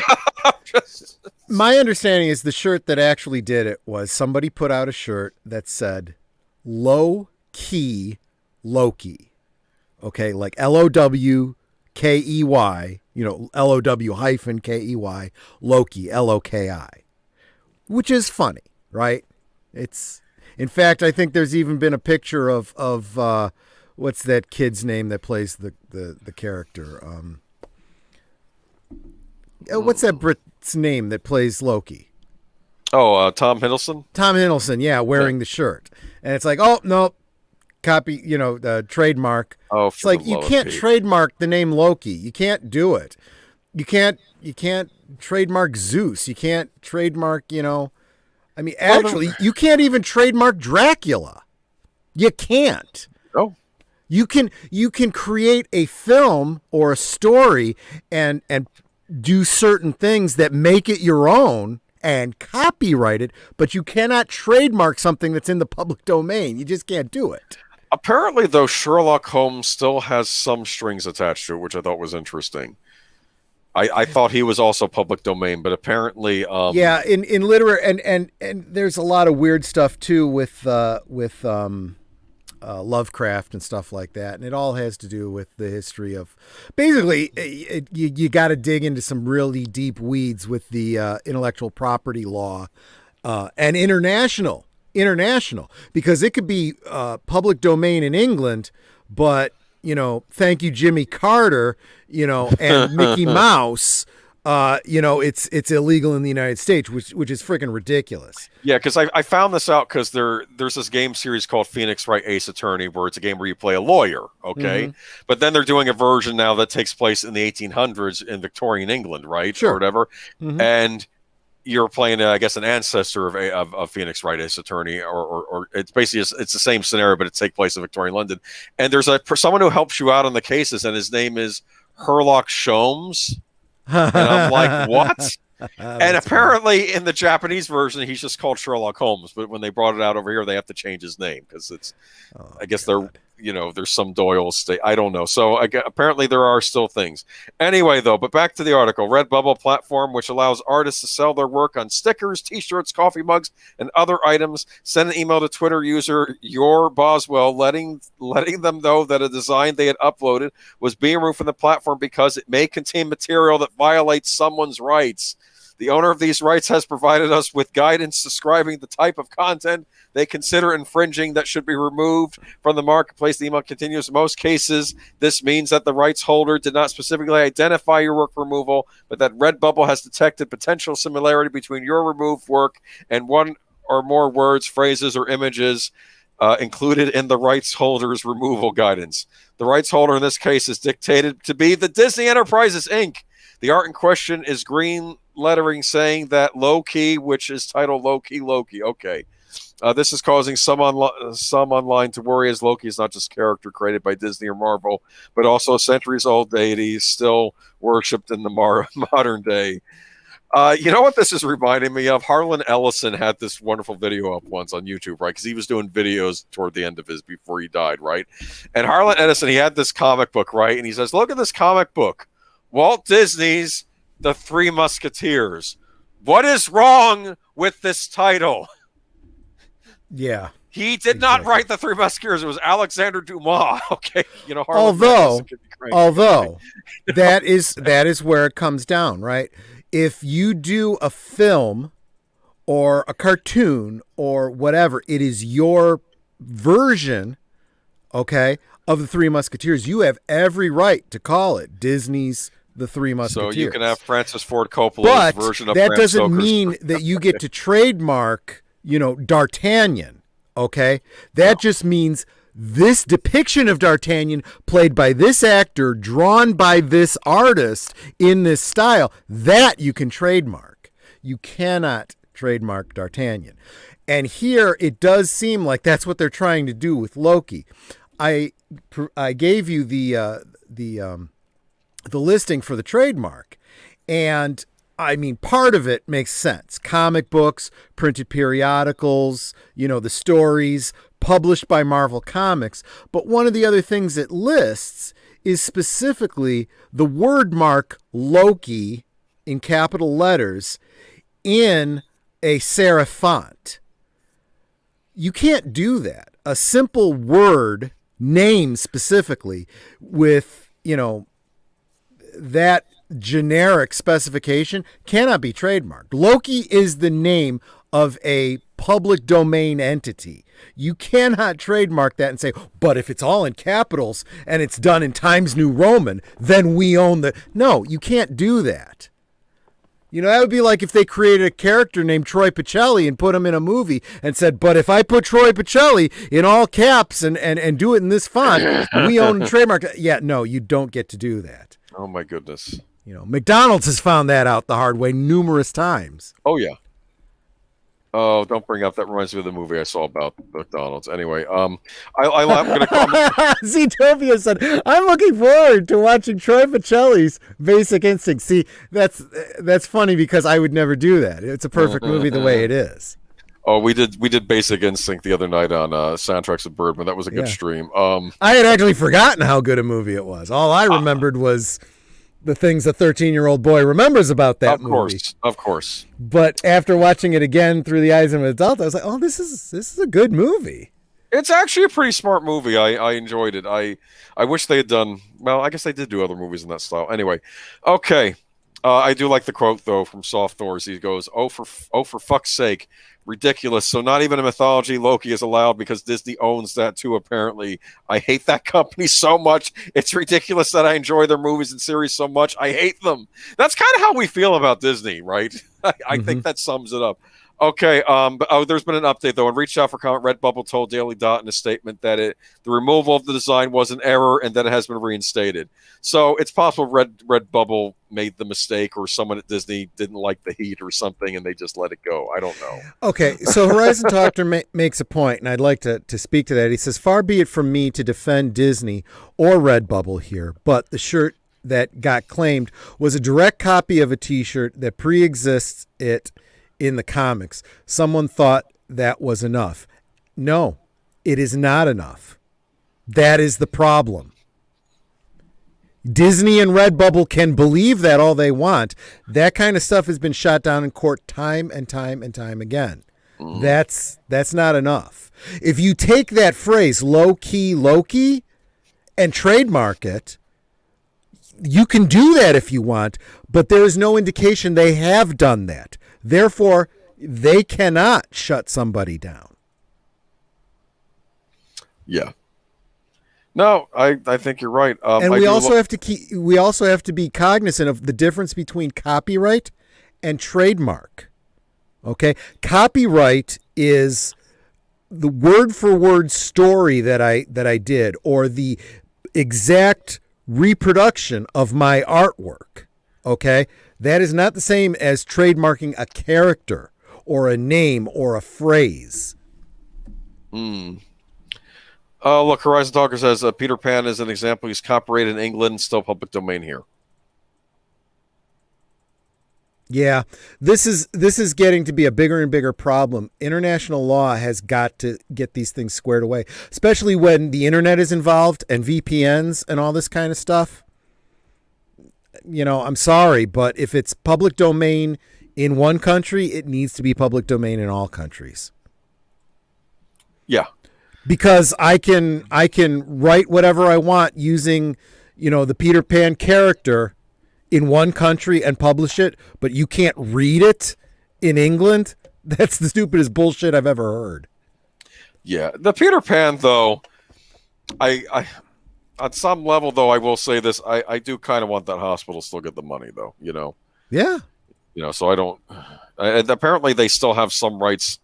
Was it the play? Like you have to. Yeah, if you do perform the play, you have to pay the money, but everything else. I'll tell you what, that kind of goes beyond the law. Fuck it. If I was to put out a book that pay them the royalty. I would make it a part of my marketing. 10% or whatever it is of this book goes to this children's hospital. I would make a point, and I don't know what Disney is planning with this. Whether I have to do it or not, I would do it.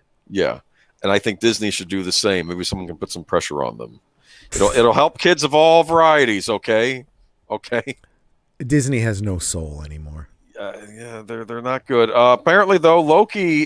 Speaking of Loki, though, Loki viewership numbers reportedly tumble over 160,000 between episode 3 and 4.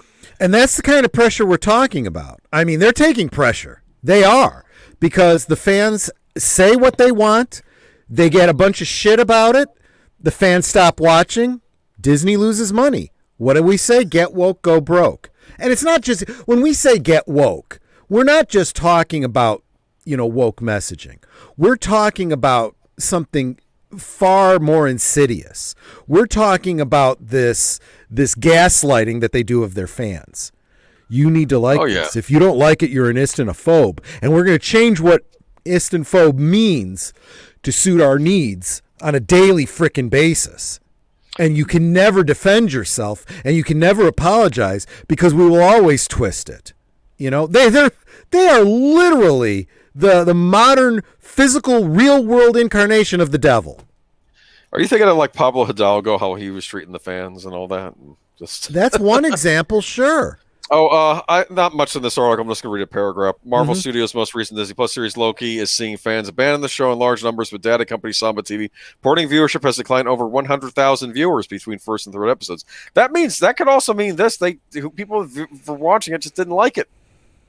You know, and that's exactly it. I mean, I've heard a lot of people that had absolutely reasonable reasons for not liking Loki, Captain Falcon, and WandaVision. And they're like, it started out good and I kind of liked it and I was interested, but I lost interest and I quit. You know? Exactly. But I'll tell you what, people have started from the very first episode of Loki pissed off about how it shits all over. I mean, we're not even talking about, the sequel Star Wars trilogy ruining my shows from the movies from the 70s and 80s. We're talking about, people that just 10, 15 years ago were loving, the Marvel universe, and now they're shitting all over the continuity of that. It's interesting because that, again, I'm bringing up, I think his name was Chris Gore again, when he was talking about, he was saying, imagine you're a kid for the first time and you're watching, you just get done with Return of the Jedi and then you watch the next movie in the series and you see Han Solo getting stabbed by his son and then falling into a pit. And he's saying, are you even going to, if you're a kid, you're going to want to watch the next movies in that series after that? Right. And I'm thinking, with Star Wars, you had all this time period in between. Yeah. With the Marvel thing, it's like a year later, you're doing this thing where you're crapping all over what you've already built. Okay. Yeah. So that's very interesting that you brought that up. Yeah. And that's just it. You've got. We're not talking about 50-year-old white men anymore. We're now talking about a generation of kids that are just getting to the point where they're just about to start having their own kids. They're going to see this next iteration of Marvel films and going, no, wait, you already established this 3 movies ago. Now you're, and then you hear an interview with the asshole who's writing it going, well, we wanted to figure out a way to say how can we say that these super powerful Infinity Stones were a bunch of bullshit? His words, not mine. He said it. It's like, okay, how can I say that everything that went before is bullshit because I don't even want to bother going back and watching those movies and doing something intelligent with the storyline here. I want to make up my own shit. Yeah. It's an ego thing. It's an ego thing. Too, it's laziness. It's fucking laziness.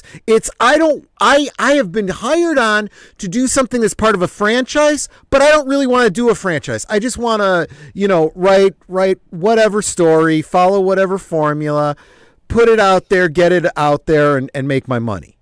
Is this like the woman that did WandaVision who said she never read a comic book in her life? Yeah. And what's even worse, this is where they're really shitting all over themselves. There is somebody making these movies who knows the lore. Otherwise, you wouldn't have all these freaking Easter eggs. And these Easter eggs get all the fans talking and doing YouTube videos and going, here's what I think is happening. I think Mephisto is behind all of this. And yeah, that's Agatha. We know Agatha's there, but she's just a minion of some bigger character, and it's Mephisto. And look at this picture that leaked from Loki, and that's Mephisto there. And then it all turns out to be a bunch of bullshit. And it's like, so now people on YouTube coming up with fan theories, and the fans themselves are coming up with better stories than is actually coming out of the friggin' Disney studios. Fuck this shit. I'll write my own headcanon. Like you said before, fans are doing the best work right now, right? Even if it's just thinking about it in their own heads. Because honestly, that's why you have these kinds of drop-offs. People are going, there's nothing here for me. I'm better off going watching YouTube videos. And that's why YouTube videos are doing better than some of these movies. Yeah. Seriously. Well, I think too, though, I don't know. I think they're wasting a lot of the goodwill they built over the MCU with these shows. I mean, you know what I thought was interesting? They were making a big deal of these series, saying that these are going to be integral for you to be being a participant in the MCU in the future, and you're going to have to watch these series. And from what they sound like filler shows. Yep. Like there's nothing really that you could not watch. Well, they already shot themselves in the foot with that one, because everyone that went to see Captain Marvel and really didn't care for it, and then went to see the next Avengers movie, and they were like, so I didn't even need to go see that movie. There was nothing here, because she didn't even factor into this movie to any real degree. No. And so that immediately tells you, okay, I don't need to see everything, you know? And they've completely shat all over themselves with Agents of S.H.I.E.L.D. because now Loki has totally taken Agents of S.H.I.E.L.D. out of continuity. So all of you that believe that S.H.I.E.L.D., that you loved Agents of S.H.I.E.L.D. and it was part of the whole interconnected thing. It just one acknowledged the other, but it was still part of the canon. Nope. None of that is canon anymore. Oh, I'm sure they kicked it out by now. They didn't care. I felt bad for the writers on that show because they were trying to do their best with what they had too, and it was a good, well-written show too. Yeah, and the Netflix series, I think they had to force them into the MCU, but then the MCU could never acknowledge them either. I don't know how far even a lot of the Netflix series. That's a whole separate thing because of the licensing with Netflix and everything. So let's be honest with you, okay? Agents of S.H.I.E.L.D. no longer canon with the Marvel MCU. Everything that was on Netflix, even if they recast those actors in those same roles, those shows non-canon. No. That ridiculous abortion, the Inhumans. Absolutely non-canon. Forget that ever happened. We're going to try again with the Immortals, which is going to... The Eternals, not the Immortals. Whatever. Honestly. Nobody cares. You're not a true fan shit if you anyway. don't know anything about the Eternals. I have to... One day I'm just going to have to do a stream where I talk about the Inhumans. But anyway, what really sucks is they keep introducing all these Jack Kirby characters, and everyone's talking about how great Jack Kirby is, and all the new generation is looking at these movies going, this sucks. Why do you keep talking about Jack Kirby like he's something? Well, unfortunately, this is a bad representation of his work. Yes, well... But yeah, so basically they've already established that if it's in the TV, if it's on TV and if it's in streaming, don't put too much credit in it. It really is filler. At best, more likely it's completely non-canon with the movies that you're going to see. Yeah. That is, if you want to go see the in whatever they are's and Shang-Chi and, whatever. Oh, they had a new trailer for Shang-Chi and the Ten Rings. Apparently China still hates Shang-Chi after the latest trailer, though, so I don't know. So that tells you right there it's gonna tank, even if it is a good movie. I'll say this, the second trailer was better than the first one because it didn't have the stupid comedy. It just had kung fu I heard action. It also had a cameo appearance by Abomination. Really? Which may or may not canonize the Ed Norton. I thought that was supposed to be canon, even though they recast the actor. Okay, just like how they recast Terrence Howard. They've made several references to that movie over the years, so one has to assume that it is. The only difference is that the Abomination, if it is the same Abomination, is going to have to be like Tim Roth's voice, right?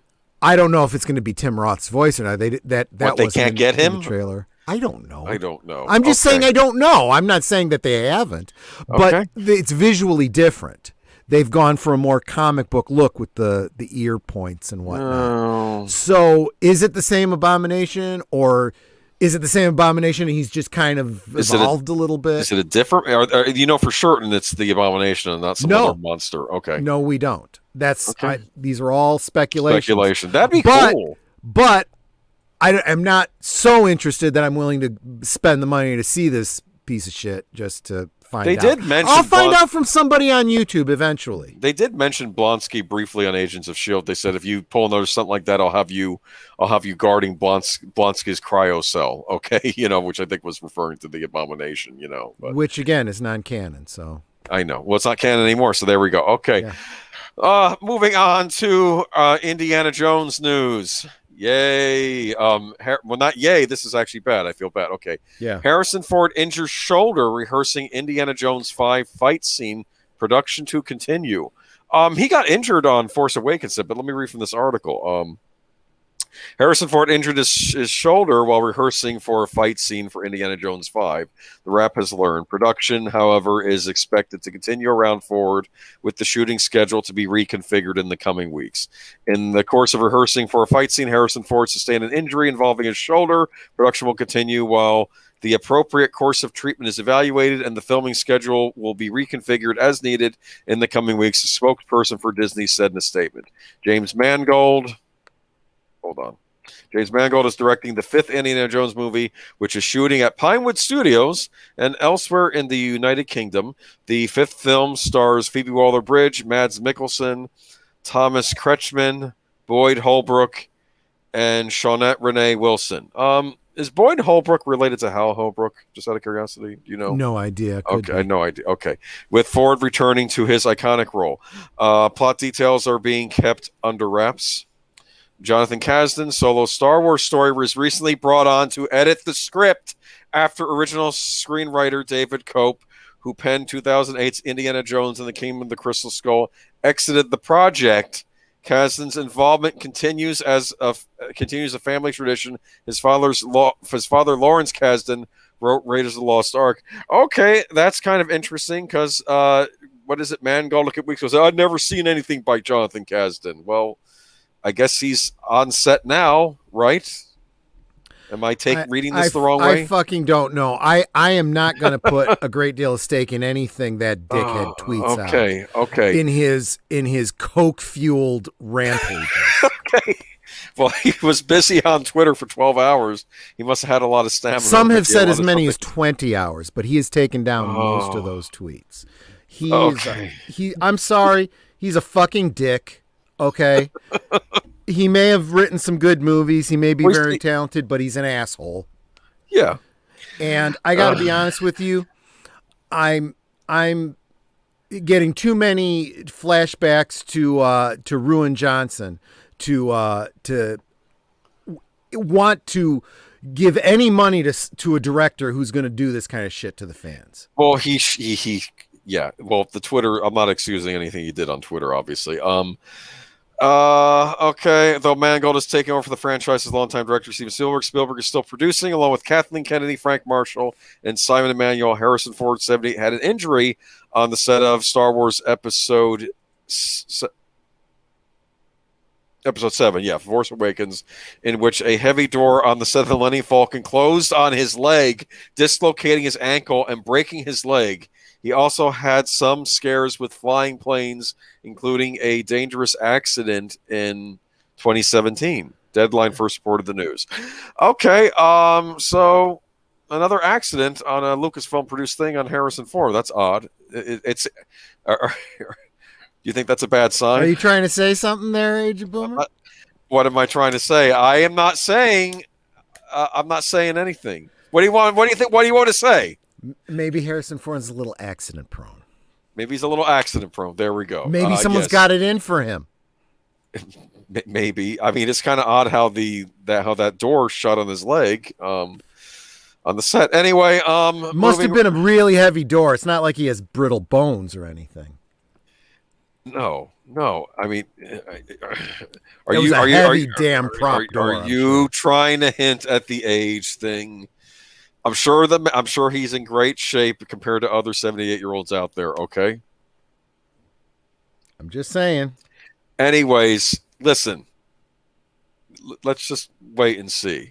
Come on, how old was Sean Connery when he was in The Rock? Maybe he wasn't 78. Okay, let's move on. Indiana Jones 5 plot leaks are horrific. Okay, I don't have anything written here, but we have I'll post this was Doomcock's latest video, correct? Yep. The latest rumors, and I use rumors heavily with this. Okay, sure. Do you want to mention a bit of what he was talking about, and I can reiterate or fill Yeah, if you want a quick synopsis, basically all Doomcock was saying is that he had gotten some leaks about what was in the script, and there's at least two endings being filmed, and both of them kind of suck.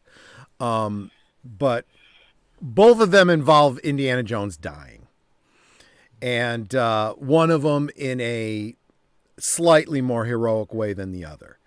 And it really sounds like shit. It sounds like everything we've been concerned about, that this what's her name, Walker Bridges, whatever her name is just gonna take over the mantle and put on the hat, and she is okay. Is Rey Skywalker. If I buy these rumors still sound a little weird to me. I need more. Well, he even said, he didn't have any reason to put a great deal of stake in them. So if you take his rumors with a grain of salt to begin with, he said take these with a lot more grain of salt, because he has not a great deal of knowledge about the source that he's working with. Here's what I think happens, and this is where I think some of these rumors come from. I think that there are ideas being broached in rooms, and that may have been one of them. Do you understand? But that may not even end up being anything like the final film. Right. Like the idea of men from the future time traveling to, I guess, help the certain German organization having a war in the 1940s from help them win a war, right? Okay, and that might be what the plot line is about. I don't know. Let's be honest, though.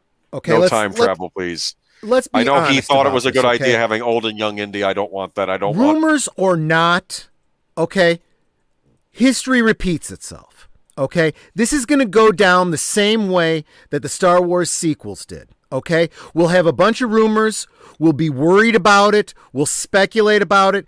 And then when it comes out, we'll know. And it may be just as bad or worse than we expected.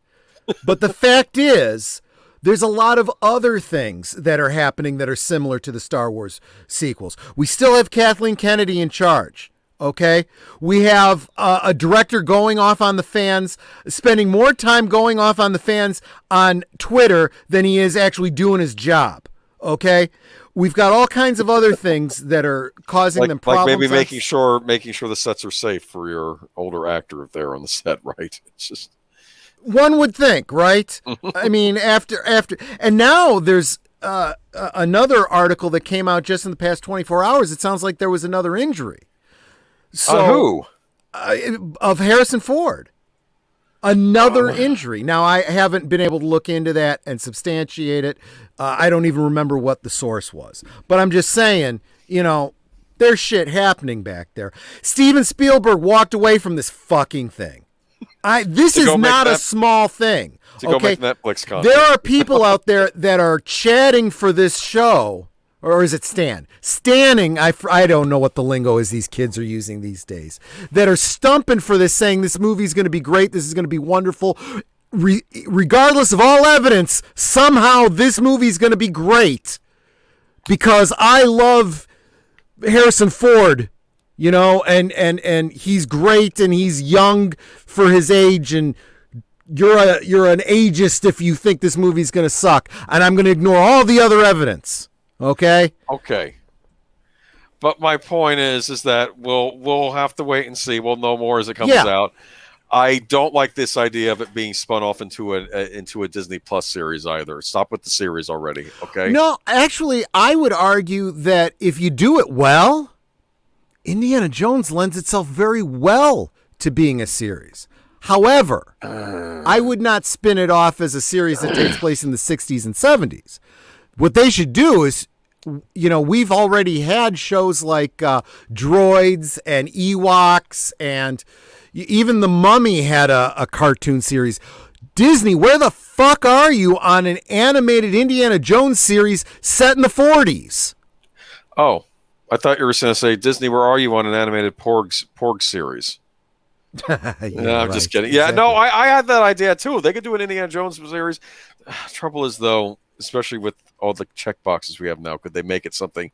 Let's be honest with you. The Indiana Jones movies, especially Temple of Doom, they were kind of edgy for their time too. They weren't. I mean, I guess they are wholesome entertainment in a way, but then you have lots of violence. That's why I'm saying faces melting off and stuff. So you then go and follow the Mummy, formula, bring it down to kids level. Even Back to the Future had a great series. Cartoon series. It did? I didn't watch it. It was good.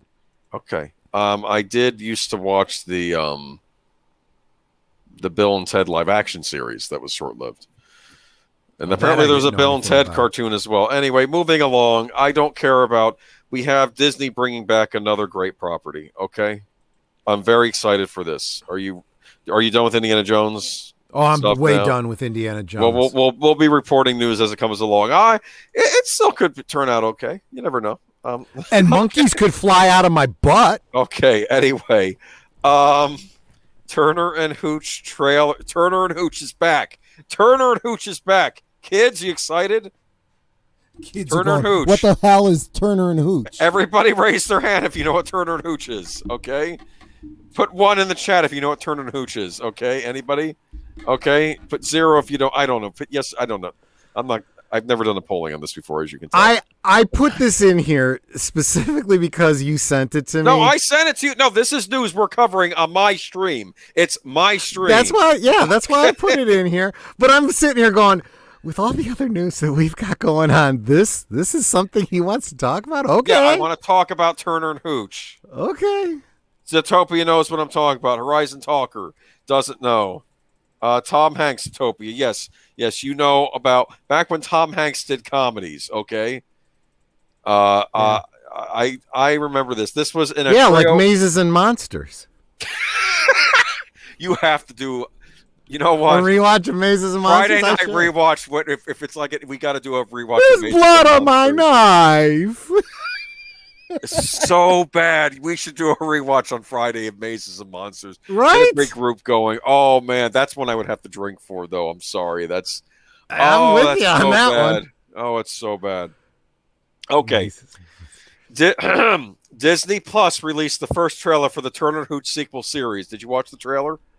I did watch the trailer, yeah. Thank you. Okay. The trailer sees Josh Peck's Scott Turner inherit a large and untrained French Mastiff from his late father. Tom Hanks similarly named Scott Turner of the 1989 film. So this is Scott Turner Jr., I assume, okay? Mm-hmm. Although he's reluctant to take him in, Hooch soon proves to be a faithful and competent partner for the young detective. Turner and Hooch is a 12-episode TV reboot of the 1989 buddy cop film starring Tom Hanks as Scott Turner, a police investigator, and Beasley the dog as Hooch, the pet of Turner's murdered friend Amos. The adaptation is being led by the creator of The Gifted, Matt. I'm sorry. I'll stop. Remember The Gifted? That X-Men show on Fox? Never mind. People in the chat may know what that was. No, I don't. It was They made an X-Men TV series. This was before the buyout. Oh gosh. I'm not gonna. That's a whole nother thing. Okay. Was it good? Nix, it was a guilty pleasure of mine, but I know that there's X-Men fans that hated it. It's never mind. I don't want to get into it. Okay. Matt, this was before we started streaming. It got canned before we even started doing the show. That's why I never brought it up. Okay. Matt Nix, as part of Nix's overall deal with 20th TV, formerly 20th Century Fox. Apparently this is a leftover maybe from 20th Century Fox, or he's a leftover from 20th Century Fox. But Turner Hooch is actually a Touchstone Pictures property. Did you know that? Yep. Yes, I did. So this was not. I kept thinking, is this a Fox property? They're going to be gouging the eyes out of. I loved that movie. It's a good movie. Okay, when an ambitious button-up U.S. Marshal inherits a big unruly dog, he soon realizes the dog he didn't want may be the partner he needs. Turner Hooch stars Josh Peck as Scott Turner, son of Detective Scott Turner, portrayed by Tom Hanks in the 1989 film of the same name.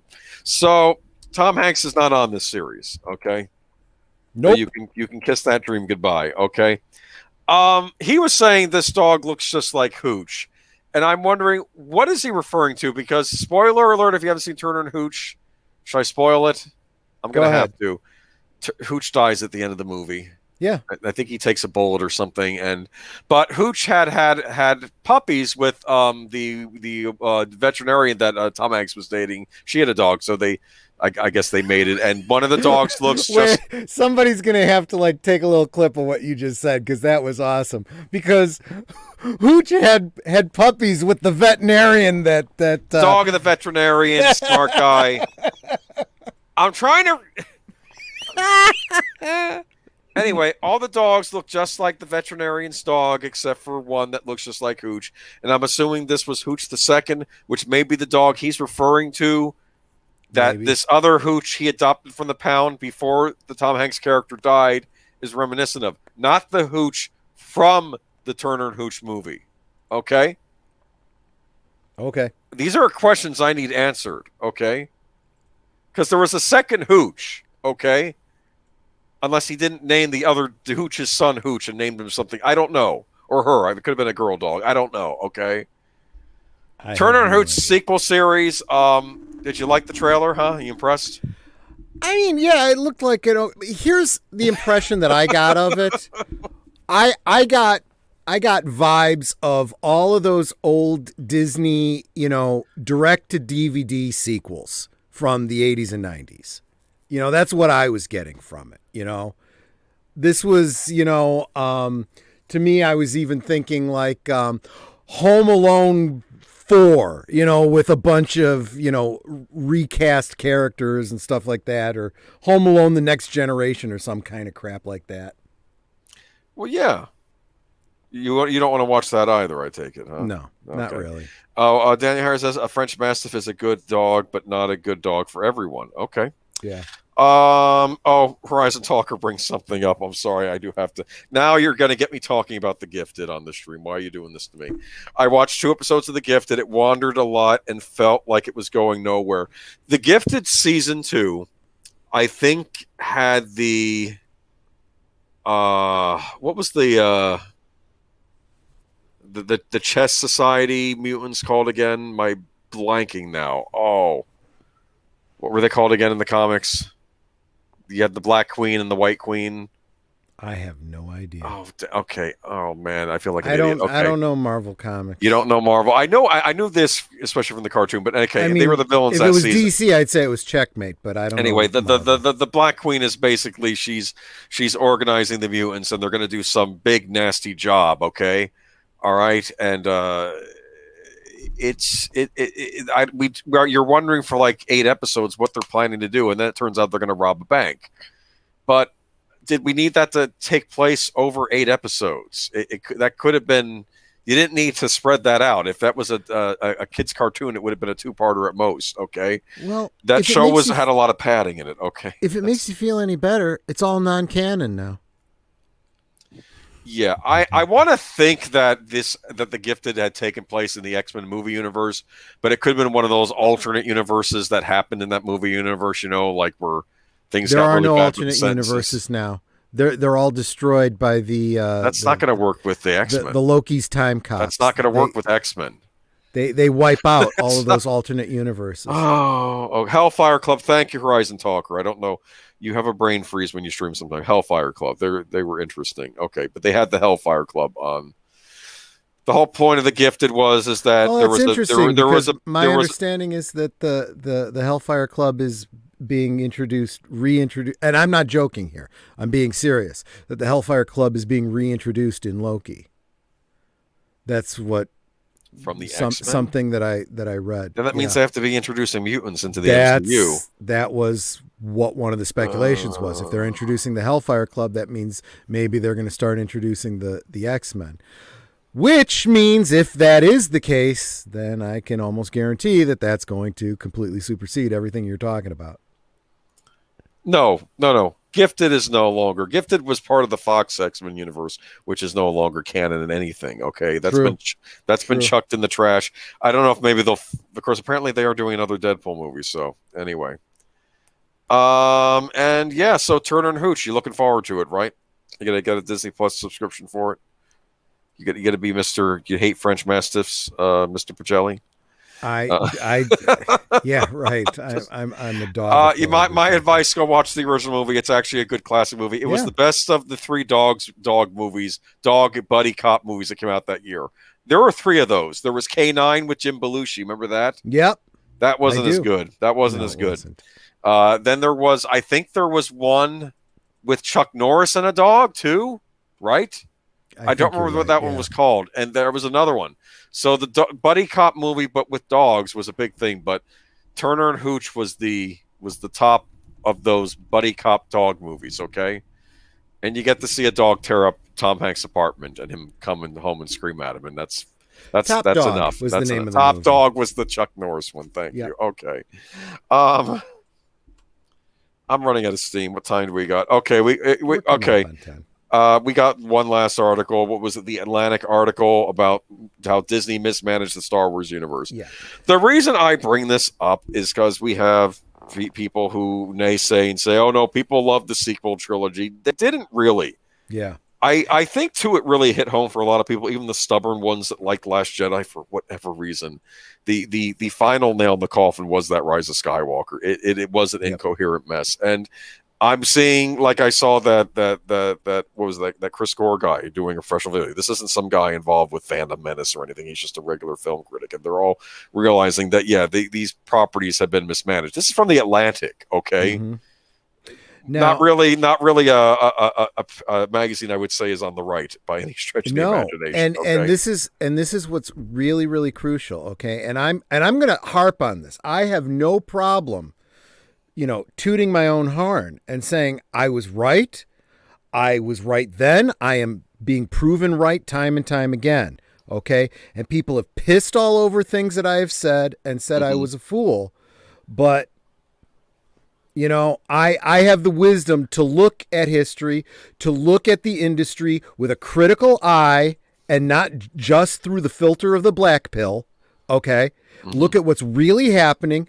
And I'll tell you. Okay. And I said years ago, this is going to drive fans away. It drove the fans away. They're going to lose money. They can shuffle around the cookies on the plate to make them look like more. That doesn't actually make it more. And you can only go for so long lying about your success before you have to hold up your hands and go, okay, we effed up. And ultimately, the fans will get their way.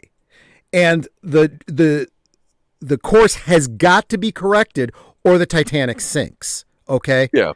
It has to happen. And again, the Titanic is a long ship with a tiny pin, so it takes a long time to change. And it has taken how many years since Disney effed up Star Wars and continued to double down and continue to double down before they finally started to change. Well, those changes are not just rumors by Doomcock talking about what's going on behind the scenes. It is now playing out in a very, very public way. Okay, we already got it from what was the Forbes article. The Forbes article, okay, was the first public shot across the bow. This was the business insiders saying, this is it. No more veneer. This is the money. This is, if you want to invest, look at what's happening with Disney. Disney is dying because of this. I'm paraphrasing and exaggerating for effect, but it's basically what they're saying. It was the business insiders, not the Wokamon, not the fans. This was the dollars and cents people saying this was a moneymaker and they shit all over it. And this is what's become of it because of this, because of this, because of this. And now this is the other shoe dropping. This is not the financial end. This is now the Hollywood insiders acknowledging it. And they are allowed to acknowledge it because the finance guys came out and said it. So now this is the trade saying, okay, Hollywood insiders, it's okay to be critical of Star Wars. Yeah, can I read from this? I'm only reading a portion of it, but 3 paragraphs. This is interesting what they're saying. Okay, this may sound familiar to you. Okay, because you might have been saying similar things all these months. Right now, Star Wars is at a turning point. Lucas's original vision famously inspired an era of big-budget blockbuster movies, whose creators just as famously eventually ran out of new ideas and came to rely on sequels and spin-offs. Inevitably, Star Wars itself succumbed to that fate. After releasing a divisive trio of prequels around the turn of the millennium, in 2012, Lucas sold his franchise to Disney, Hollywood chief recycler of old stories. Fresh Star Wars films began to roll out in 2015. Though early acclaim and profits were impressive, creative troubles began to hurt the bottom line. In 2019, dismayed reviews and relatively soft ticket sales greeted The Rise of Skywalker, the finale of a trilogy set 30 years after the action of the first films. Around that time, Disney CEO Bob Iger announced a movie-making hiatus for Star Wars. Had Lucas's galaxy lost its power, or had its new steward simply mismanaged it? The recent success of remarkable Star Wars television series suggests the latter. When the streaming TV service Disney Plus launched in late 2019, it featured The Mandalorian, which picks up 5 years after the events of the original trilogy and follows the adventures of a mysterious mercenary who has sworn never to take off his helmet. By the end of season 2, a critical consensus had emerged. It was the best live-action Star Wars product to arrive since the early 1980s. Millions of viewers cooed over the short-statured enigma known to fans as Baby Yoda, who has a price on his adorable head for unknown reasons. As the Mandalorian's laconic and lethal hero travels from one planet to the next, the sublime feeling of immersion that laced Lucas's early movies reemerges. To watch the show and then look back at the sweep of Star Wars history is to understand where that feeling comes from and why most of Hollywood's hero-driven special effects-laden fantasies never attain it. So what do you think? Yeah. Good article, I thought. Yeah. And, I really kind of got my piece out. Thank you for letting me do that. But no, sure thing. I would say if for whatever reason you still think, I'm full of shit, then go listen to Kamran Pasha talk about it on Midnight's Edge, because he has been another one who he has been right so much that the followers of Midnight's Edge are starting to refer to him as the great seer. Okay. Like his predictions are better than Nostradamus, because he is always 100% right on. And it's gotten to the point where the guys over at Midnight's Edge will take clips of what he says, little predictions. He'll say, "You watch, this is what's going to happen." And now they're starting to put out videos 6 months later where they quote him from 6 months ago, and then sure enough, here it's happening, And I'm seeing the same stuff happening. This is it turning around. Bottom line, when I said years ago, Kathleen Kennedy is going to get let go, and then Mandalorian came along, I said, and Favreau's going to take her place, and this is just what's going to happen. And the black pills, including the YouTubers that have decided to ban me because, they didn't agree with me, that's fine, are now going to have to accept that, yeah, that's exactly what's happening. Now, you may be still holding your breath and crossing your fingers and hoping to see Kathleen Kennedy marched out with a box of her stuff. That's not how this stuff works. It's not going to happen. Okay. This article here, that is what that is. That is as close as it gets. She is not getting her contract renewed. It will not happen. And what you're going to see maybe at the next awards ceremony is a big to-do about all that she's given to Hollywood. And she's going to get a Lifetime Achievement Award. Okay? But that's basically saying, thank you, you're done, bye-bye. The media is forgetting about the sequel trilogy. They don't like it anymore. They don't want to talk about it. I didn't have time to look at this. Apparently there was some news about John Boyega that came out too, like Disney did something to him recently too, but I don't know the full extent of that. But look, the chickens are coming home to roost. I think eventually what's going to happen is, we'll probably get more of these Star Wars series if they can keep Kathleen Kennedy out of it, and then eventually at some point they'll figure out a way to undo that sequel trilogy. May take 20 years, okay? I honestly believe there's going to be books written about this chapter of history and Hollywood in particular, and you're going to look back at some of the personalities, and you're going to look at the dingbats that blew themselves up on Twitter. You're going to look at Gina Carano standing up for herself, and then you're going to look at what I would say are very intelligent people who have kept quiet. Look at, and I'm forgetting her name, unfortunately, the gal that played Rose Tico. Oh, Kelly Marie Tran. Kelly Marie Tran. Okay, everyone has a lot to say about her, but no one can quote her. She has not come out on Twitter and saying, I've been hurt so badly, that's why I shut down my Twitter. No, she never has. Everyone makes that assertion, but she herself never has. She has never come out and said anything negative about the fans. She's never come out and said anything negative about Disney either. She's kept her mouth shut because she's a professional. And she will go on to do other things and be just fine. And you'll have people supporting her saying, oh, look how brave and strong she is. And then you're going to have other people say, I never really had a problem with her. She's good, and she doesn't really have anyone coming out and hating her because she kept her mouth shut. Yeah. So keeping your mouth shut is sometimes the best thing you can say. No, if that makes any sense. I mean, no, you're absolutely right. In fact, I think that's what, when you get older, it's not so much that you don't think stupid things, you just don't utter them out of your mouth. That's why people think people are wiser. You just, I don't know. Anyway. Yep. No, but the point is that the trades are starting to now, it's all starting to come undone. Okay. Yeah. I'm waiting for people that defended the sequel trilogy to now start turning on it. That's probably going to happen at some point. All of these critics, it was fine. Well, actually, now that I think about it, and the Mandalorian, and they're all going to start going toward these series. Who knows what's going to happen? But yeah, we'll probably know more by the end of the year, I think. So keep the faith. But yeah, I don't know. It looks like you're getting validated, though. I'm going to say that. So I know. I made a comment on someone's video, somebody that decided to ban me. Right. I said, look, your black pill is not going to age well. And that was the straw that broke the camel's back, and I got, blacklisted. Right. Okay, well, here I am. I'm right. Your comments have not aged well.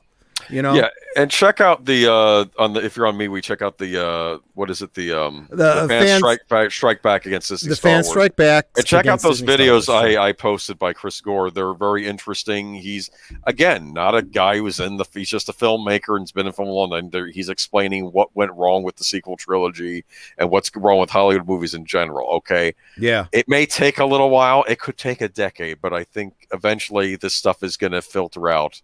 We'll see if there's still a Hollywood left at that point. I don't know. But it looks like Lucasfilm could be learning this lesson. Amazon seems to just be starting out and messing things up.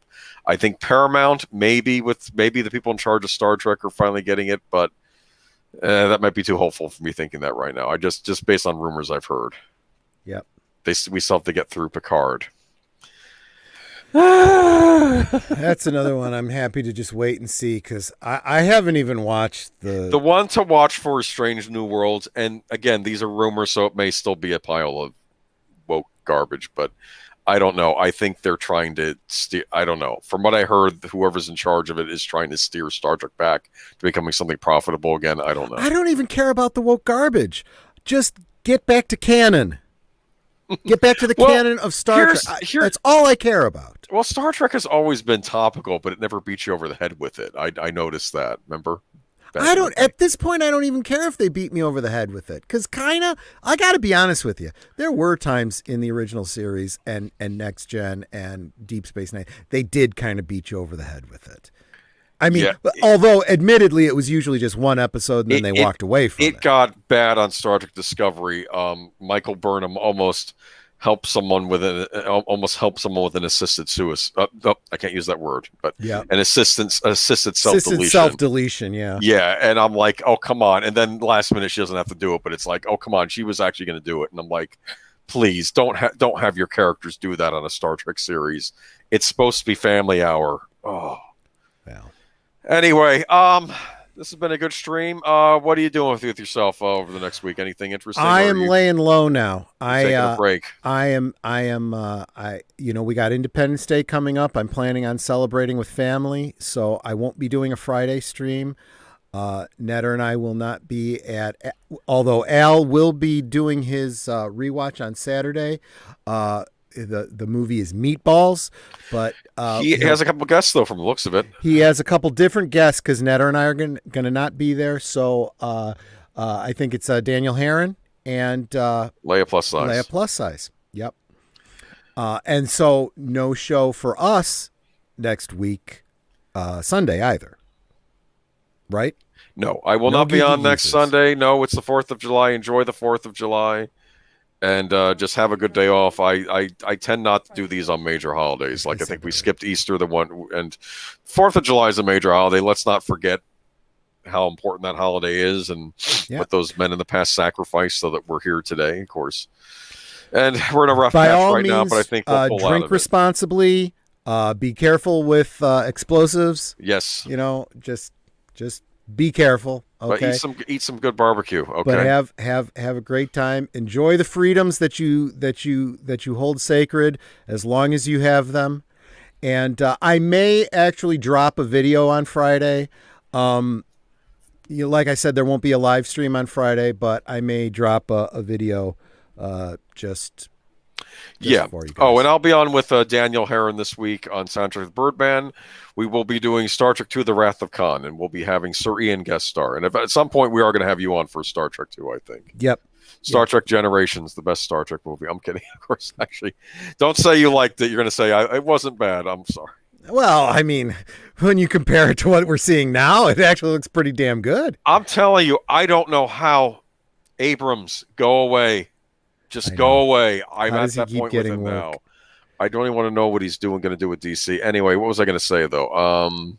And yeah, I'm sure Wolf 10 has stuff going on Tuesdays and Thursdays too, and whatever else. Okay, but y'all have a good week. Have a good weekend. Take it easy, okay? We were always stressing about things. Do something nice for yourself. Have some fun. Play a game, watch a movie, spend time with family, friends if you can. Just, chill out. Yep. And we'll see you again in 2 weeks, okay? Take care, y'all. Bye-bye. All right. Have a happy 4th.